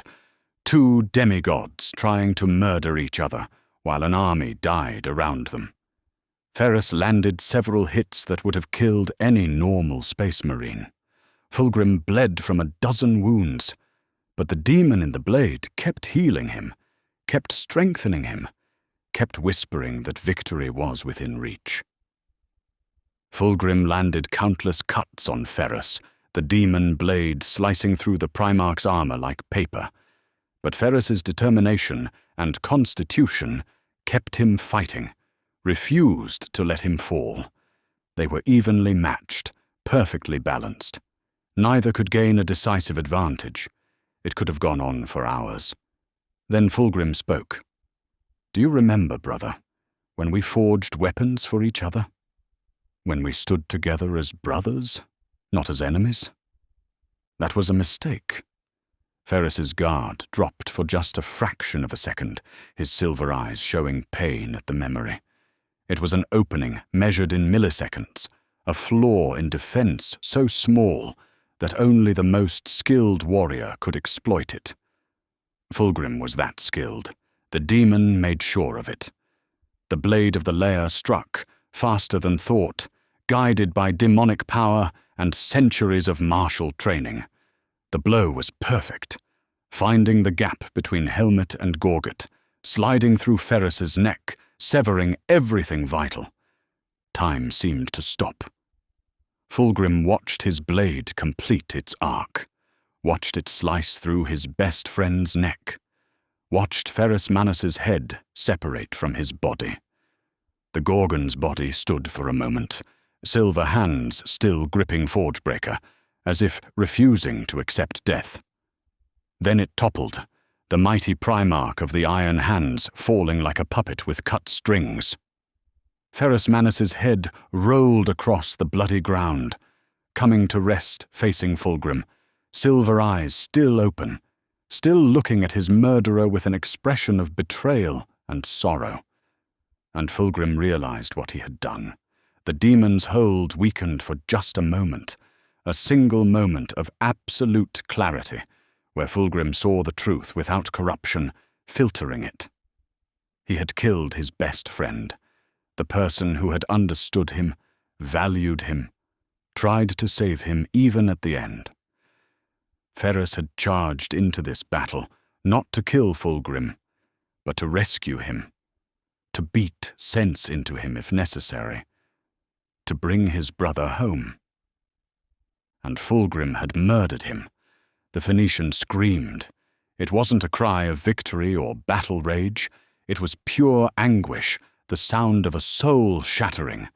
He dropped the blade of the Laer and fell to his knees beside Ferrus's corpse, reaching out with shaking hands toward his brother's severed head. All around him, the battle continued. Marines died by the thousands. But in that moment, Fulgrim was aware of none of it. There was only Ferrus, dead by his hand, the friendship destroyed, the bond broken beyond any possible repair. "What have I done?" Fulgrim whispered, tears streaming down his perfect face. "Ferrus, brother, what have I done?" This was the moment. This was when Fulgrim could have turned back. The horror of what he'd done, the absolute devastation of murdering his closest friend, broke through the demon's corruption for just an instant. In that instant, Fulgrim could have chosen redemption. He could have picked up Forgebreaker instead of the demon blade, could have turned on the other traitors, could have died fighting to atone for his terrible mistake. The demon in the blade felt him slipping away and panicked. It had worked too hard, invested too much time in corrupting this Primarch. It couldn't lose him now, not when he was so close to complete damnation. So it attacked. Not physically, psychically. It showed Fulgrim a vision of what returning to the Emperor would mean. He would be executed for his betrayal, his legion destroyed, everything he'd built, everything he'd achieved, all destroyed. The Emperor would never forgive this. The Imperium would never forgive this. He had murdered a Primarch. There was no redemption from that. But more than that, the demon showed him the ultimate horror. That admitting he'd been wrong, that his pursuit of perfection had led to fratricide, would mean accepting that he had failed, that he was imperfect, that everything he'd based his existence on was a lie. Fulgrim's pride couldn't accept that. To admit such fundamental failure would destroy the core of his identity. He would have to accept that he wasn't perfect, had never been perfect, could never be perfect, that the pursuit itself had been flawed from the beginning. The pain of that realization was worse than the pain of Ferrus's death. At least Ferrus's death had meaning, if Fulgrim was right about pursuing perfection beyond the Emperor's limits. But if Fulgrim had been wrong about everything, then Ferrus died for nothing, murdered by his best friend in service of a lie. Fulgrim couldn't face that truth, so he fled from it. The demon offered an escape. Don't face the pain, embrace it, transmute it, use it. Ferrus's death wasn't tragedy, it was transcendence. This intensity of feeling, this overwhelming sensation, wasn't that a kind of perfection itself? The ability to experience emotion so completely that it consumed everything else. Fulgrim grabbed onto that lifeline like a drowning man. Yes, this pain was perfect. This agony was transcendent. He wasn't fleeing from Ferrus's death. He was experiencing it fully, completely, letting it fill him until there was room for nothing else. The tears on his face stopped being tears of anguish and became tears of something else, something worse than sadness. Fulgrim was still crying, but he was also smiling. The pain and pleasure merged, became indistinguishable, became a single overwhelming sensation that was better than any experience he'd ever had. This is what Slaanesh offers: escape from consequences through the transmutation of pain into sensation. You don't have to feel guilty if you can convince yourself that the guilt is itself a form of transcendent experience. Fulgrim picked up the blade of the Laer. The demon welcomed him back, wrapped around his soul like a parasite, and whispered praise for his embrace of sensation over meaning. He stood, looked down at Ferrus's corpse one final time and said, "Thank you, brother. You've given me the greatest gift, the experience of perfect loss. I will carry this pain with me forever, will use it to fuel greater experiences, will make your death mean something by transcending everything you died for." Those words, spoken over the body of his best friend, marked Fulgrim's complete damnation. He had taken the ultimate tragedy and perverted it into an excuse for further corruption. He had transformed grief into a drug, made murder into meditation, turned fratricide into fuel for his pursuit of sensation. The man who knelt beside Ferrus's body in anguish was the last remnant of the real Fulgrim. The man who stood up was someone, something else entirely. The face was the same, the body unchanged, but the soul had been twisted beyond recognition. Fulgrim returned to the battle, moving through the carnage with renewed purpose. He killed with even greater precision now, savoring each death, experiencing each moment of combat with absolute intensity. The horror of what he'd done didn't haunt him. It fueled him. This is the greatest horror of Fulgrim's fall. He had a chance at redemption, a moment where the truth broke through corruption, a single instant where he could have chosen differently. And he looked at that chance, saw what it would cost him, and chose damnation instead. Because accepting redemption would have required accepting imperfection. And imperfection was the one thing Fulgrim would never accept. Better to be a perfect monster than an imperfect man. Better to be a demon prince than a failed hero. Better to have killed his best friend in service of transcendence than to have killed him for nothing.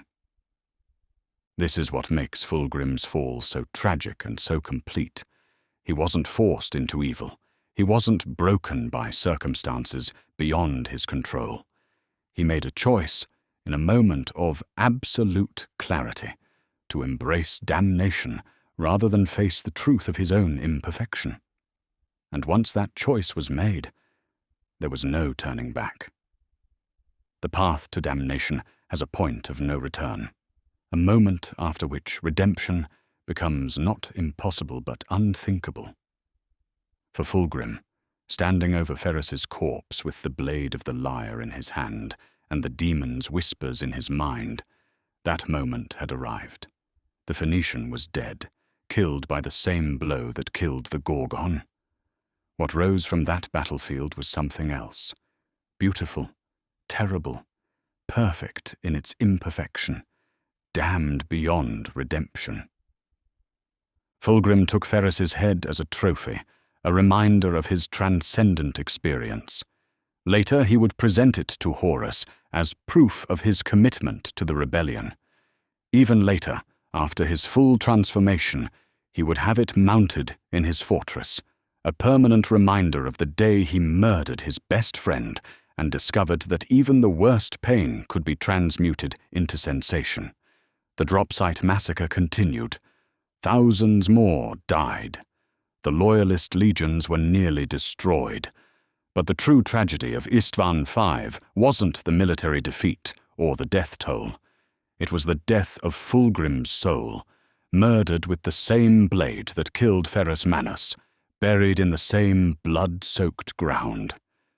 Everything that happened afterward, Fulgrim's descent into depravity, his transformation into a demon prince, the Emperor's children's fall into absolute excess, all of it traces back to that single moment, to a choice made by a being who could not accept his own imperfection, who would rather become a monster than admit he had been wrong.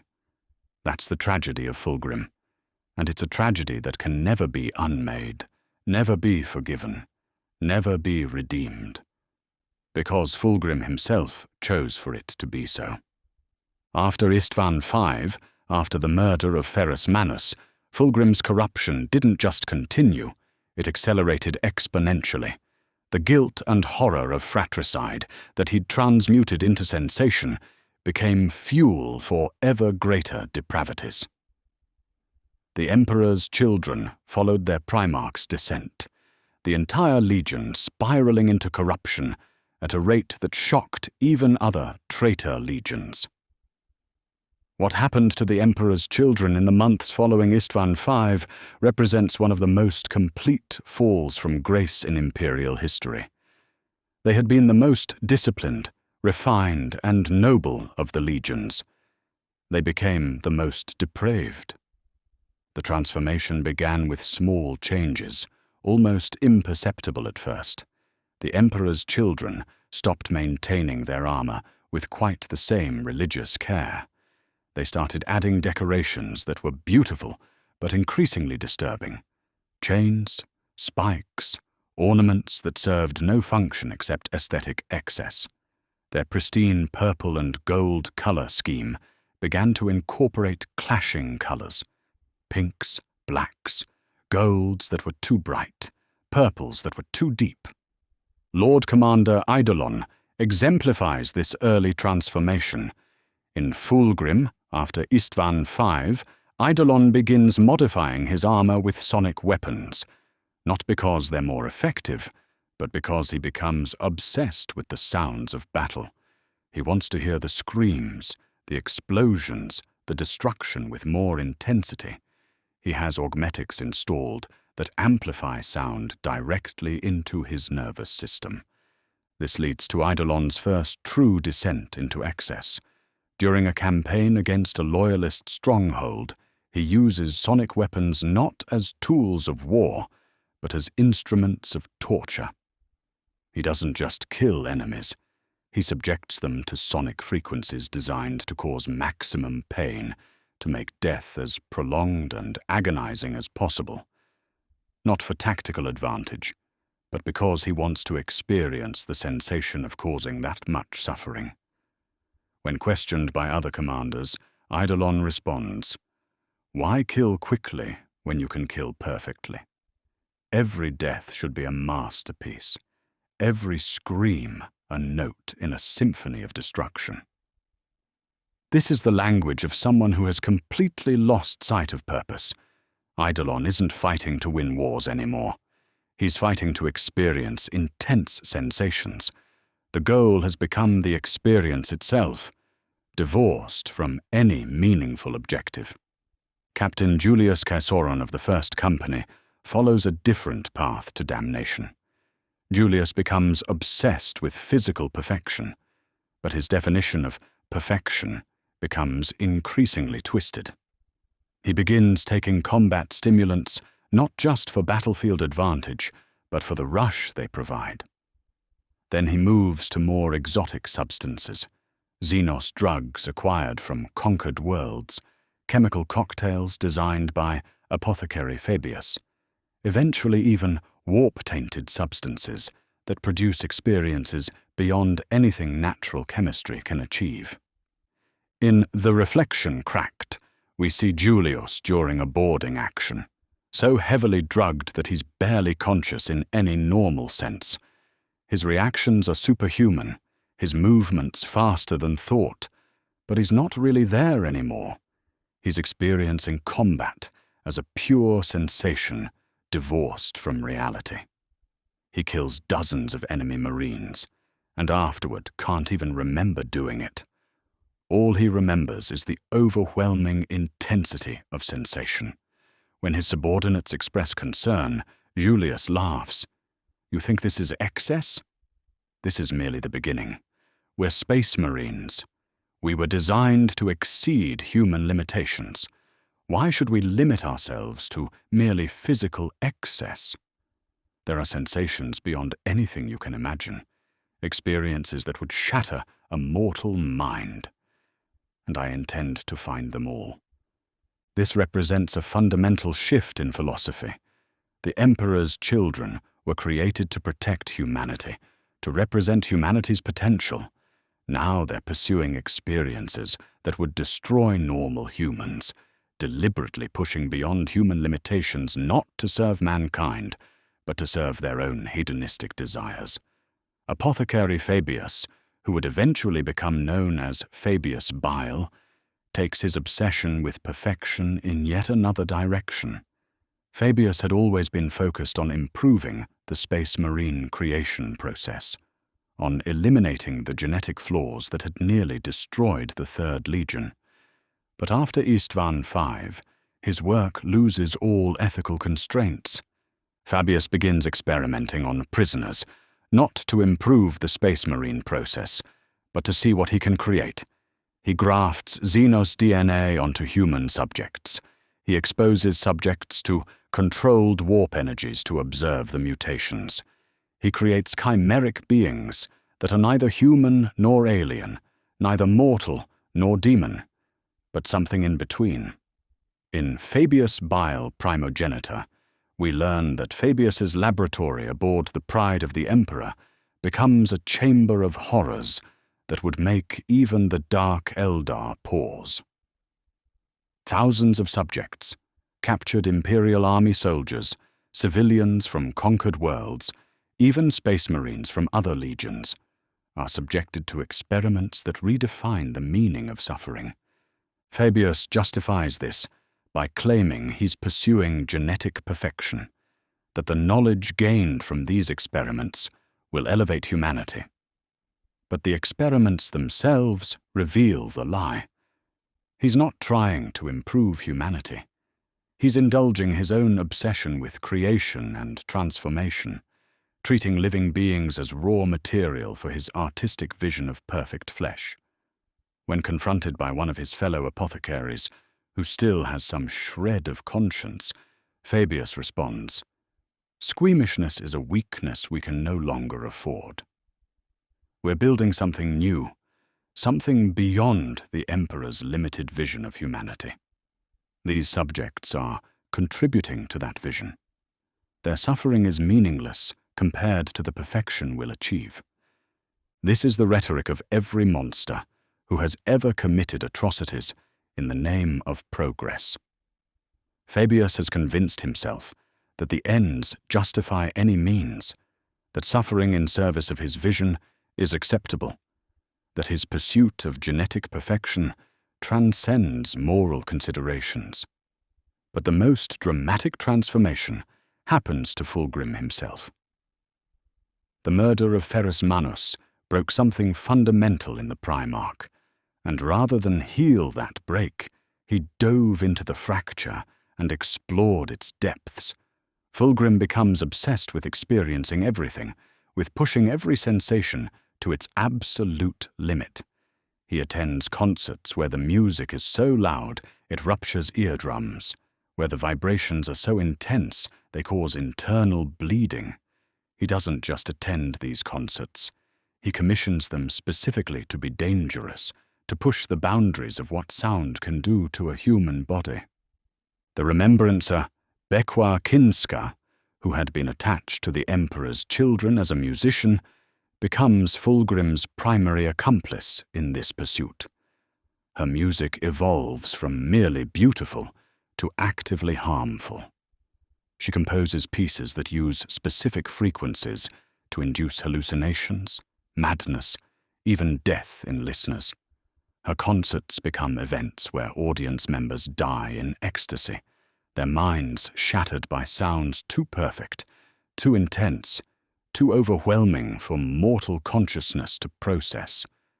In Fulgrim, there's a scene where Bekwa performs a new composition for the Primarch. The music is so overwhelming that several space marines in attendance suffer seizures. One actually dies, his brain unable to process the sensory input. Fulgrim watches this with fascination, not horror. "Beautiful," he whispers as the marine dies. "To create art so perfect it kills, that is true mastery." Bekwa looks at the corpse, then at Fulgrim, and smiles. "Shall I play it again?" "Yes," Fulgrim breathes. "Again and again, until we perfect death itself." This scene encapsulates everything wrong with Fulgrim's transformation. He's not mourning the loss of a warrior, not concerned with the practical implications of losing troops. He's focused entirely on the sensation, the experience, the aesthetic beauty of death caused by perfect art. Fulgrim also begins to change physically. Where once he was merely beautiful by human standards, perfect but still recognizably human, he starts to become something else. His features become too perfect, too symmetrical, moving into uncanny valley territory.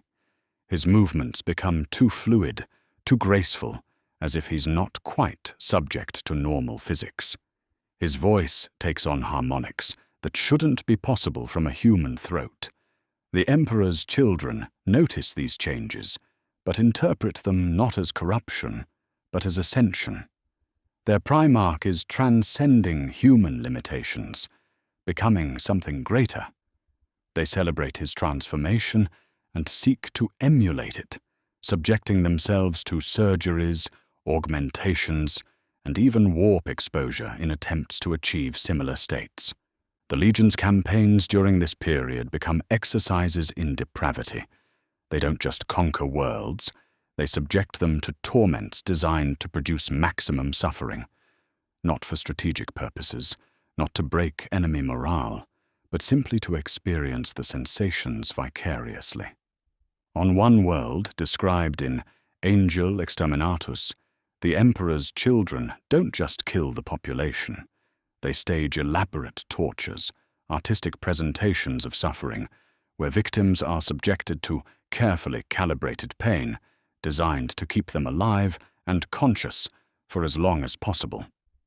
The entire population of a hive city, millions of people, are killed over the course of weeks in what Fulgrim calls a symphony of suffering, when Perturabo, Primarch of the Iron Warriors, who had been fighting alongside the Emperor's children, witnesses this.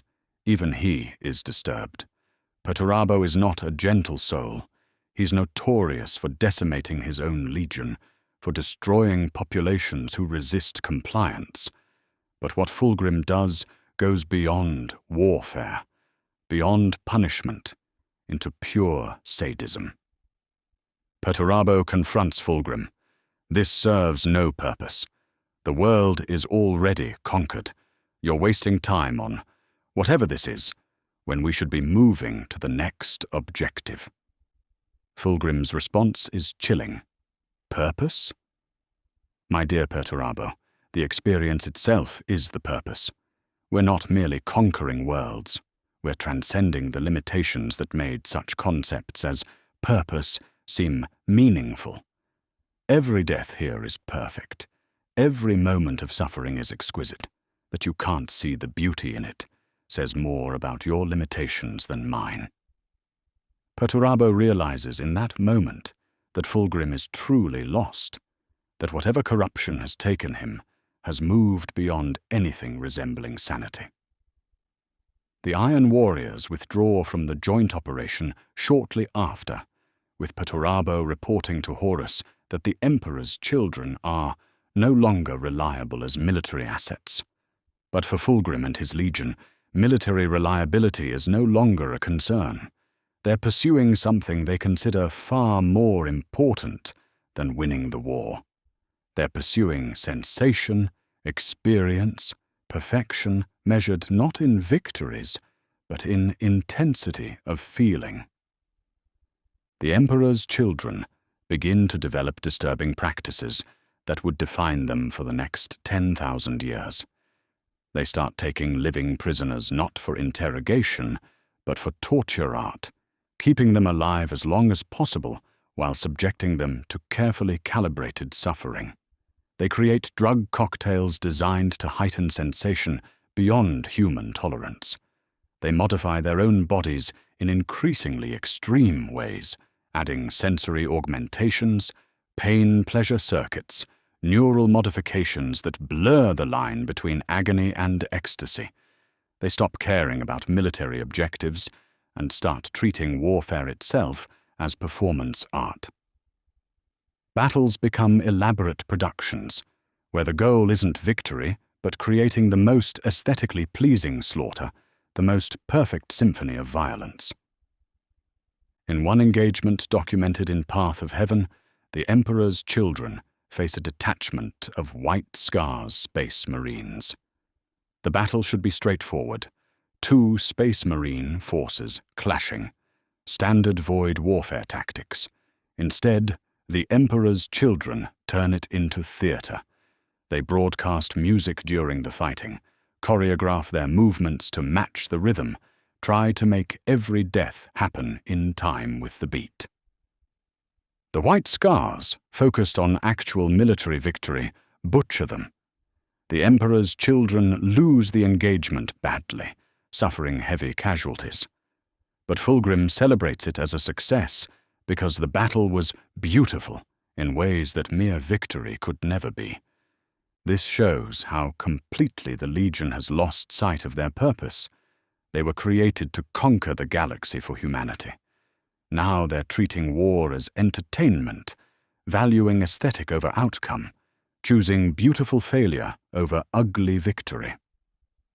The final stage of Fulgrim's transformation in this period involves the daemon in the blade of the Laer. The daemon had been slowly consuming Fulgrim's soul since the moment he picked up the blade. But there comes a point where the consumption is complete, where the demon fully possesses Fulgrim's body and imprisons the Primarch's consciousness.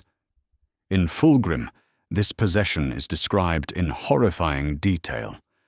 Fulgrim finds himself trapped inside his own mind, able to see through his eyes but unable to control his body. The demon uses his form like a puppet, committing atrocities that Fulgrim can only witness in horror. The demon doesn't just continue Fulgrim's descent into depravity, it accelerates it. Using Fulgrim's body, the demon commits acts so extreme that even the corrupted emperor's children are disturbed. It kills for pleasure, tortures for amusement, commits acts of depravity that have no purpose beyond the demon's satisfaction. Fulgrim, trapped and helpless, is forced to watch. He sees his hands commit murders, hears his voice speak words of corruption, feels his body engage in acts that revolt him, and he can do nothing to stop it. This should be tragic. A noble hero trapped by evil forces, a victim of corruption, rather than a willing participant. And for a time it is. Fulgrim, imprisoned in his own mind, retained some sense of who he was, some horror at what's being done with his body. But then something changes. Fulgrim begins to analyze what the demon is doing, to understand its techniques for maximizing sensation and experience. He starts to appreciate the artistry of the demon's cruelty, the perfection of its depravity. The horror becomes fascination, the revulsion becomes interest, the resistance becomes something else. This is when Olivia Sureka's sacrifice happens. Olivia is a perpetual, an immortal human who served the Emperor during the Unification Wars. She had been hiding from the Emperor's notice, trying to live a quiet life. But when she learns what's happened to Fulgrim, that a Primarch is possessed and being used by a demon, she tries to help. In the novel The Path of Heaven, Olivia confronts the demon-possessed Fulgrim and attempts an exorcism. She uses her considerable psychic power and her knowledge of the warp to attack the demon, trying to drive it out of Fulgrim's body. For a moment, it works. The demon's hold weakens. Fulgrim's consciousness rises toward control of his own body. He's going to be free, going to reclaim himself, going to have a chance at redemption. But Fulgrim doesn't want it anymore. In the instant where he could reclaim his body, where he could throw off the demon's control and potentially return to who he was, Fulgrim hesitates. Because he's realized something. The demon has shown him experiences, sensations, heights of pleasure and depths of pain that he never imagined possible. The demon has taken him beyond all human limitations, beyond morality and meaning, into realms of pure sensation. And Fulgrim wants more. He doesn't fight for control. He doesn't seize the opportunity for freedom. Instead, he surrenders more completely, accepting the demon not as a possessor, but as a teacher, a guide to realms of experience he could never reach alone. The demon, surprised and pleased by this willing surrender, offers Fulgrim a bargain. Merge with it completely, become one being, transcend the distinction between Primarch and demon. Together, they could achieve sensations beyond anything either could experience alone. Fulgrim accepts. What emerges from that merger is neither fully Fulgrim nor fully daemon. It's something new, something that combines the Primarch's capacity for experience with the demon's unlimited access to sensation. The resulting being has all of Fulgrim's memories and intelligence, but none of his restraint or humanity. Olivia Soreka, having witnessed this willing merger, is horrified. She had come to save Fulgrim from possession. Instead, she's witnessed his complete surrender, his conscious choice to merge with the very corruption that had imprisoned him. The shock and despair of that realization, that she tried to save someone who didn't want to be saved, causes her to falter in her psychic defenses. The newly merged Fulgrim demon entity takes advantage of that faltering. It attacks her psychically, overwhelming her defenses, draining her life force. Olivia, an immortal who had survived for thousands of years, dies in moments, her essence consumed by the being she tried to save. Her death serves one final purpose. The energy released from a perpetual's death fuels Fulgrim's final transformation. He ascends to demonhood right there, his body and soul transforming, becoming something that transcends physical limitation entirely. When the transformation is complete, Fulgrim no longer looks fully human. His form becomes serpentine, his lower body transforming into a massive snake-like appendage covered in iridescent scales.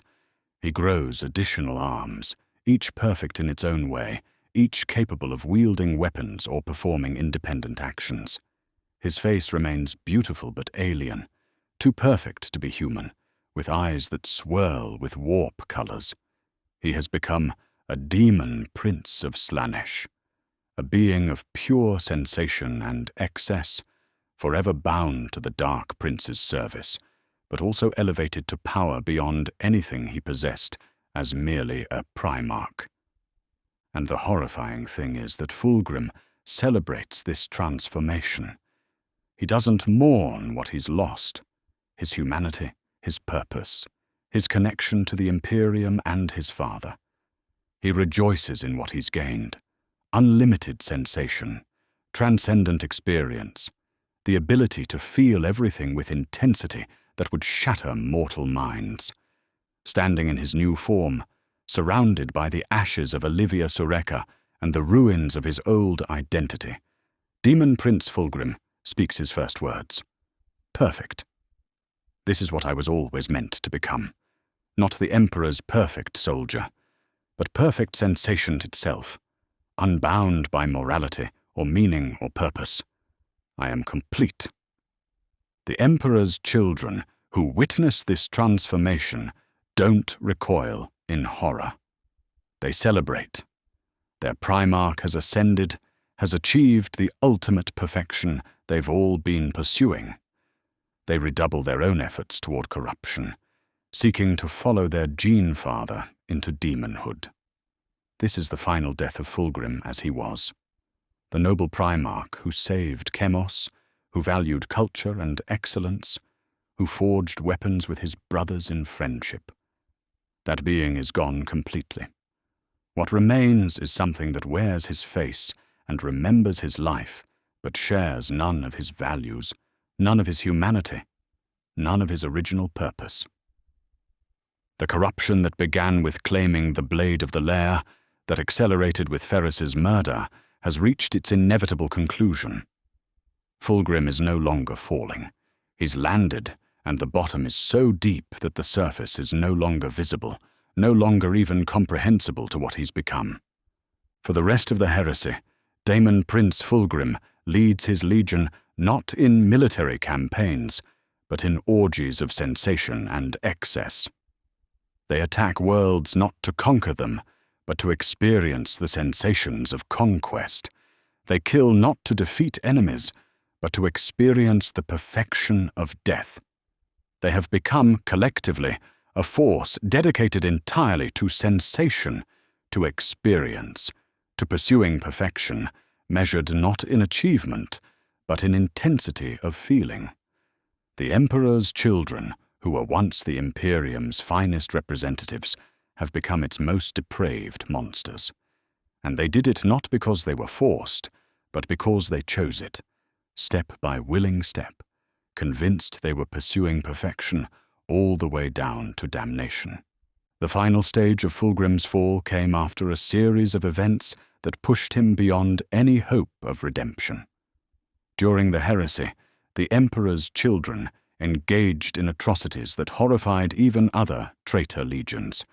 They attacked worlds not for strategic value, but simply to experience the sensation of conquest. They subjected populations to torments designed to produce the most intense suffering possible, seeking to experience those sensations vicariously. But the most significant event was the internal war between Fulgrim and the demon in the Blade of the Laer, a war that would determine whether the Primarch retained any trace of his former self or became something entirely new. The daemon had been consuming Fulgrim's soul slowly since the moment he claimed the blade on Laer. Every time Fulgrim wielded it, every time he experienced sensation through its corruption, the daemon grew stronger and Fulgrim's true self grew weaker. But there came a critical point where the daemon decided slow consumption wasn't enough. It wanted complete control. In Fulgrim, this moment is described as happening during a warp transit. The Emperor's children fleet was moving through the immaterium toward their next target, and the thin barriers between reality and the warp made the demon's task easier. Fulgrim was in his private chambers, surrounded by the artistic works he'd commissioned, paintings that depicted acts too disturbing to describe, sculptures made from materials no one wanted to identify, musical compositions that existed as more than just sound. He was contemplating his collection, experiencing the sensations they produced when the demon struck. It wasn't a physical attack. It was psychic, spiritual, a direct assault on Fulgrim's consciousness itself. The demon didn't try to kill him. It tried to imprison him, to lock the Primarch's awareness away in a tiny corner of his own mind, while the demon used his body as a puppet. The assault was overwhelming. Fulgrim felt his control over his own body slip away. His limbs moved without his command. His mouth spoke words he wasn't thinking. His eyes looked at things, but he couldn't control where they focused. He was being pushed down, compressed, imprisoned in his own skull. Fulgrim fought back, of course. He was a Primarch, created with not just physical, but psychic power. His will was supposed to be indomitable. He reached for that will, tried to assert control, tried to push the demon out, but he was fighting something that had been preparing for this moment for months, something that had slowly wormed its way through his defenses, something that knew him intimately, because it had been living in his mind all this time. The demon knew Fulgrim's weaknesses. It knew his pride, his fear of imperfection, his desperate need for validation, and it used all of that against him. "You can't win, Phoenician," the demon whispered with Fulgrim's own voice. "You're already part of me, and I'm part of you. We've been merging all along, so slowly you didn't notice. There's no clear line between us anymore. When you claimed me, when you murdered your best friend, when you chose sensation over meaning, those were my choices as much as yours. Can you even remember who you were before me?" And that was the truly horrifying thing. Fulgrim couldn't remember clearly. The corruption had been so gradual that he couldn't identify exactly when he'd stopped being himself and started being something else. Had he always been this way, and the demon just brought it out? Or had the demon changed him completely? Where did Fulgrim end and the daemon begin? The inability to answer that question weakened his resistance. If he couldn't define himself clearly, how could he reclaim himself? If he'd been compromised all along, what was there to save? The daemon took advantage of that moment of doubt and pushed harder, flooding Fulgrim's consciousness with sensations and memories, a chaotic mix of his own experiences and things the demon had witnessed across millennia. Fulgrim saw himself murdering Ferrus from the demon's perspective, experienced the demon's pleasure at that death. He saw other victims, other corruptions, other souls the demon had destroyed, and mixed in with the horror was pleasure.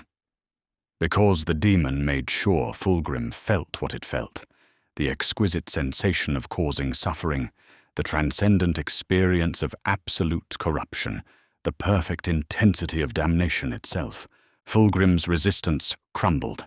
He was locked away in a prison of his own mind, able to see and hear and feel everything his body did, but unable to control any of it. The demon puppeteered him, using his form to continue the corruption of the Legion, to commit acts even more extreme than Fulgrim had managed on his own. This imprisonment should have been the lowest point. This should have been when Fulgrim, finally facing the reality of his corruption without the ability to rationalize it, truly understood what he'd become and resolved to fight back. Instead, something different happened. Trapped in his mental prison, forced to watch the demon use his body, Fulgrim began to analyze what the demon was doing, how it moved, how it spoke, how it manipulated others, how it maximized sensation and experience. The demon was an expert at corruption, at depravity, at pursuing sensation beyond any limits. And Fulgrim, who had spent his entire existence pursuing perfection, began to see the demon's techniques as a kind of mastery. The demon tortured prisoners with a precision Fulgrim had never achieved. It manipulated emotions with a skill Fulgrim could only envy. It experienced sensations with an intensity that made Fulgrim's own pursuits seem amateurish. I could learn from this, Fulgrim thought. If I can understand what it's doing, I could incorporate those techniques, achieve greater perfection in sensation than even the demon itself. This thought marked a crucial shift. Fulgrim wasn't resisting the demon anymore. He was studying it. He wasn't trying to break free. He was trying to understand its methods so he could use them himself. The demon noticed this change and was pleased. It had expected Fulgrim to fight until his will broke, until despair destroyed any hope of resistance. Instead, Fulgrim was adapting, learning, seeing imprisonment not as defeat, but as an educational opportunity. Clever Primarch, the demon purred. You understand finally. I'm not your enemy. I'm your teacher. Everything I do with your body, you could do yourself if you had my knowledge. Everything I experience, you could experience with even greater intensity, because you were made to excel at everything you attempt. Fulgrim realized the demon was right. He was designed to be perfect at anything he tried.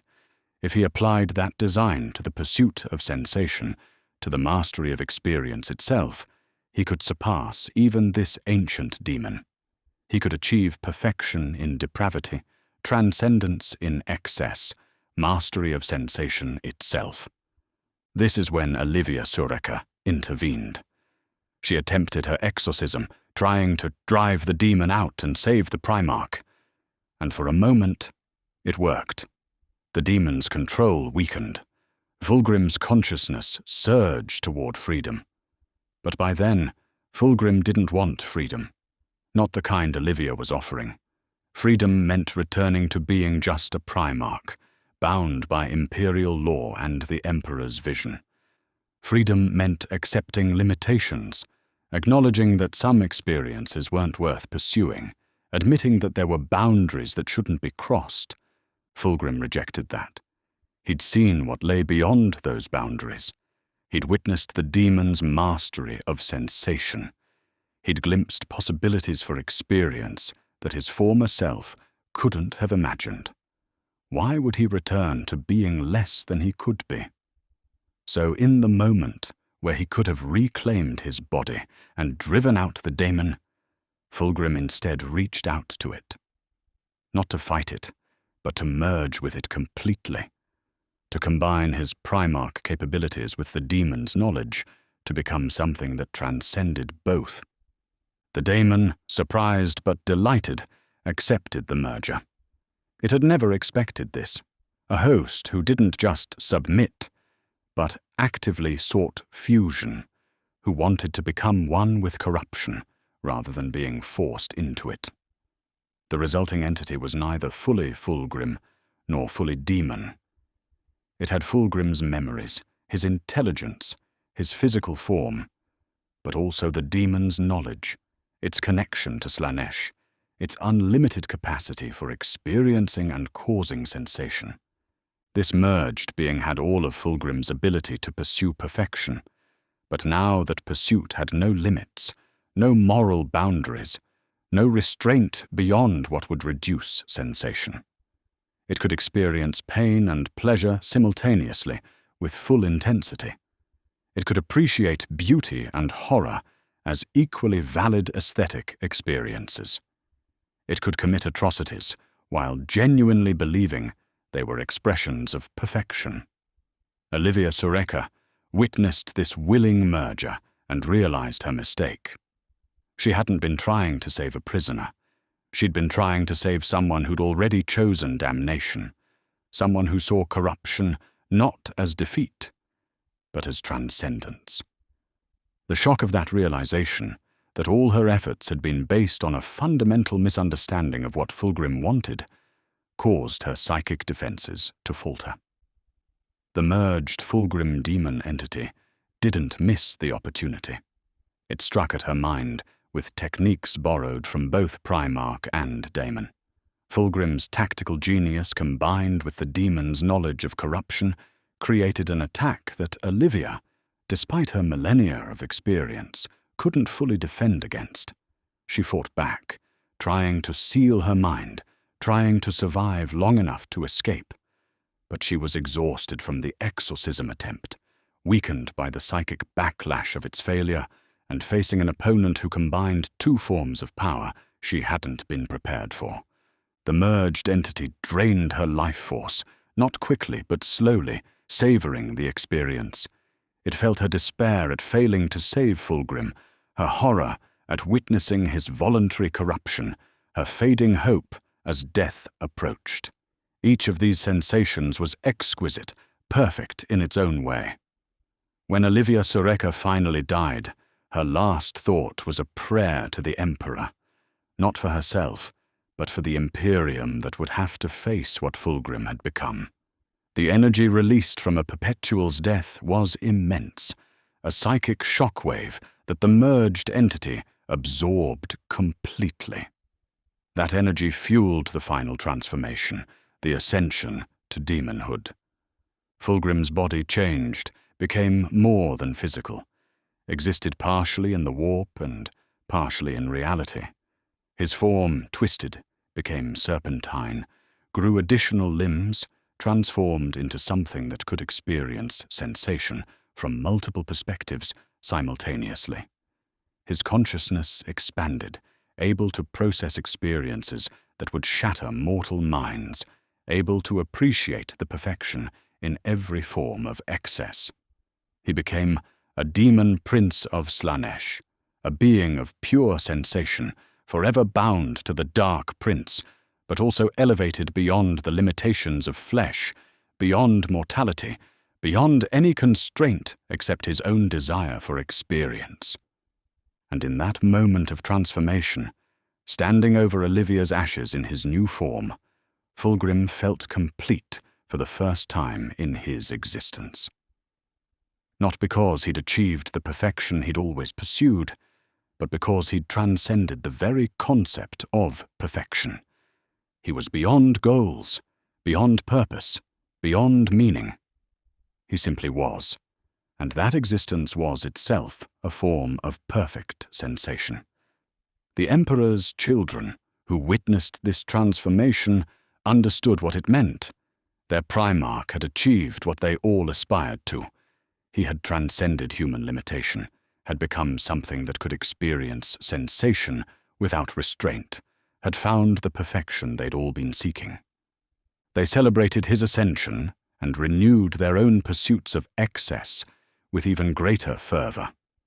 If their gene father could become a demon prince, then they too could transcend, could achieve similar elevation. The entire legion doubled down on their corruption, each warrior seeking his own path to demonhood. But what none of them understood, what Fulgrim himself no longer cared about, was what had been lost in that transformation. The Primarch who had saved Chemos was gone. The brother who had forged weapons with Ferrus Manus in friendship was gone. The warrior who had led the Emperor's children to glory during the Great Crusade was gone. What remained wore Fulgrim's face and remembered his life, but shared none of his original values, none of his genuine nobility, none of his sincere desire to elevate humanity. The Demon Prince was what you got when you took everything good about Fulgrim and burned it away, leaving only the pride, the obsession, the desperate need for perfection, twisted into a form that could never be satisfied. This was the final death of Fulgrim as he had been.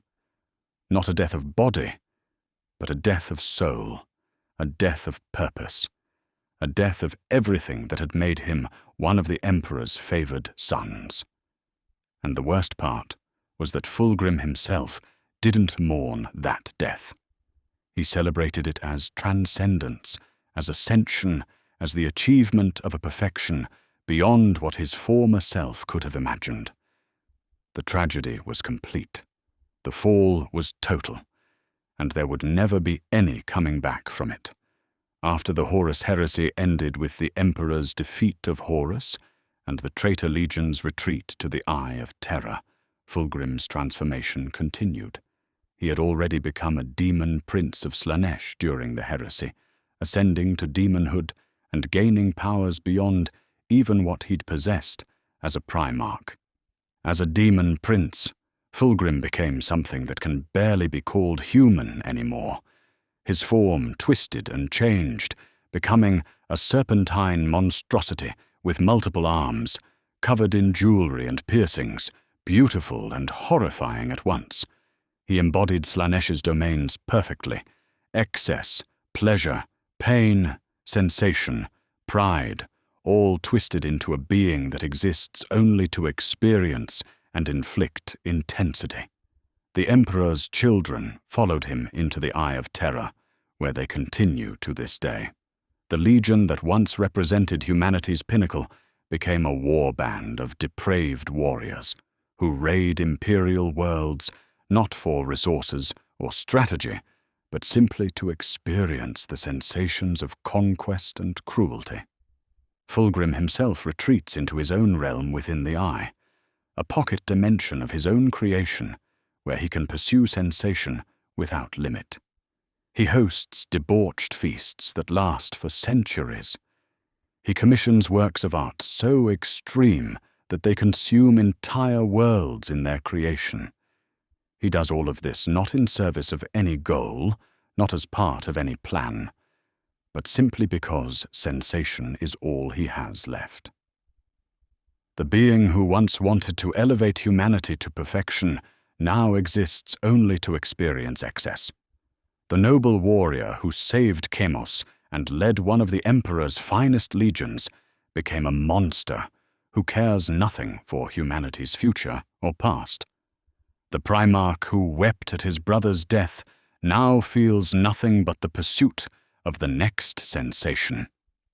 In recent lore, Fulgrim has occasionally emerged from the Eye of Terror to lead raids or campaigns against the Imperium.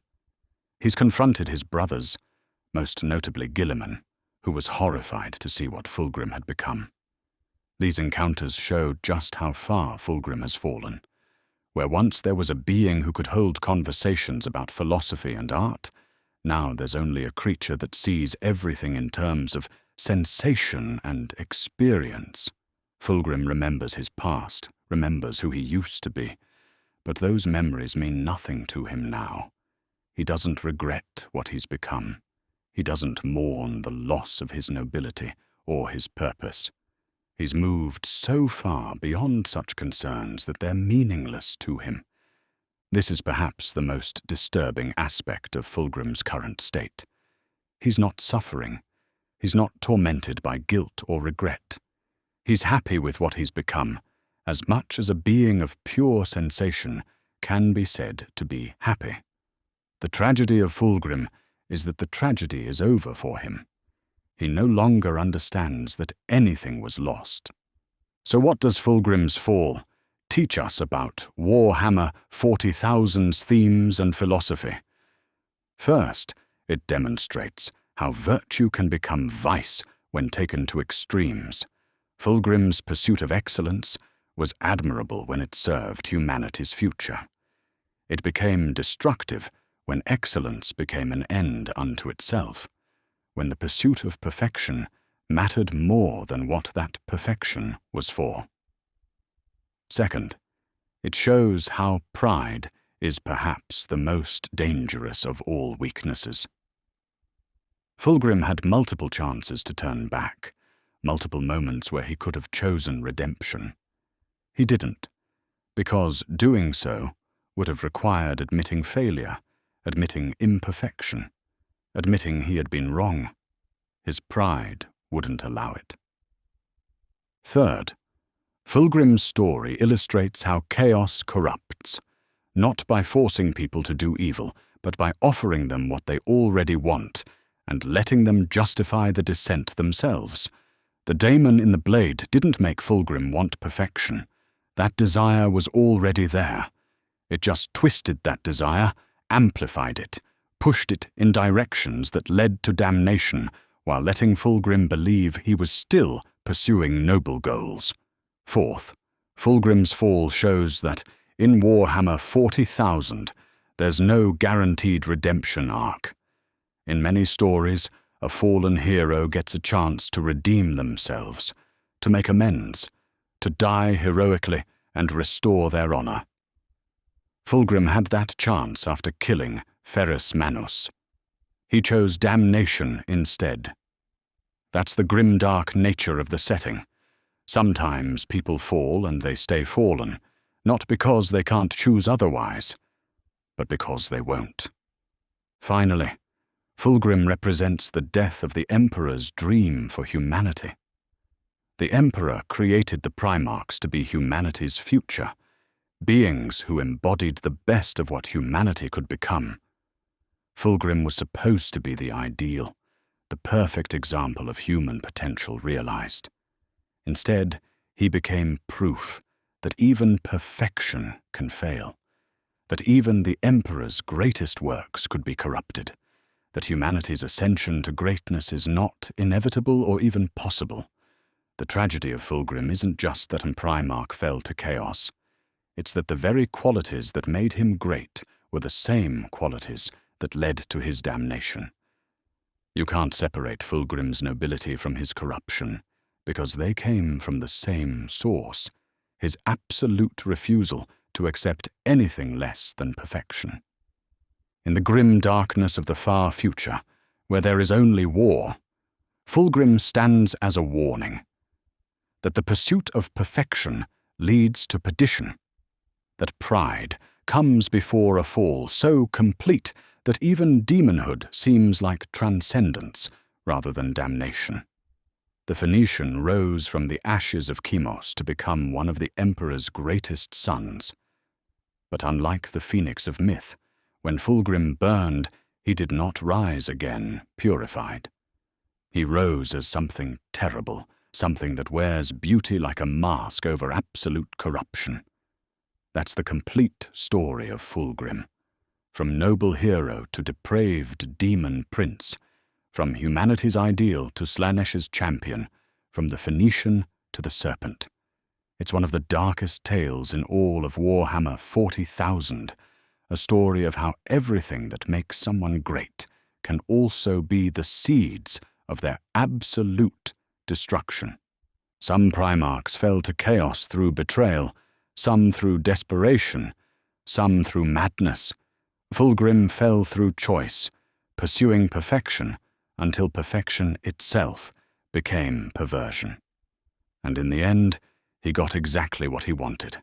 He became perfect in Slaanesh's eyes, a being of pure sensation and absolute excess.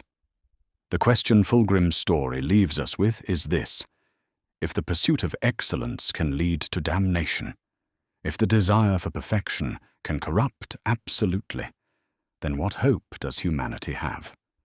In a universe where even the Emperor's finest creation could fall so completely, what chance do ordinary humans have of avoiding corruption? Perhaps that's the point. Perhaps Warhammer 40,000 is telling us that in a hostile universe, survival requires accepting imperfection, accepting that sometimes good enough has to be good enough, accepting that the pursuit of ideals can lead to darkness if those ideals matter more than the people they're supposed to serve. Fulgrim would never accept that. He pursued perfection unto damnation and beyond. And now, 10,000 years after his fall, he sits in his palace in the Eye of Terror, experiencing sensations beyond human comprehension, having long since forgotten why any of it ever mattered in the first place. The Phoenician is dead. Long live the serpent. And may we learn from his fall, even as we mourn what was lost. That's the tale of Fulgrim, the Primarch who fell furthest of all, not because he was forced, but because he chose perfection over humanity, sensation over meaning, and damnation over the admission of failure. Thank you for joining me on this deep dive into one of Warhammer 40,000's most tragic figures. If you enjoyed this exploration of Fulgrim's fall, make sure to subscribe to the Lorelord for more deep dives into the grim darkness of the far future. What are your thoughts on Fulgrim? Could he have been saved at any point? Was his fall inevitable, given his nature, or could different choices have led to a different outcome? Let me know in the comments below.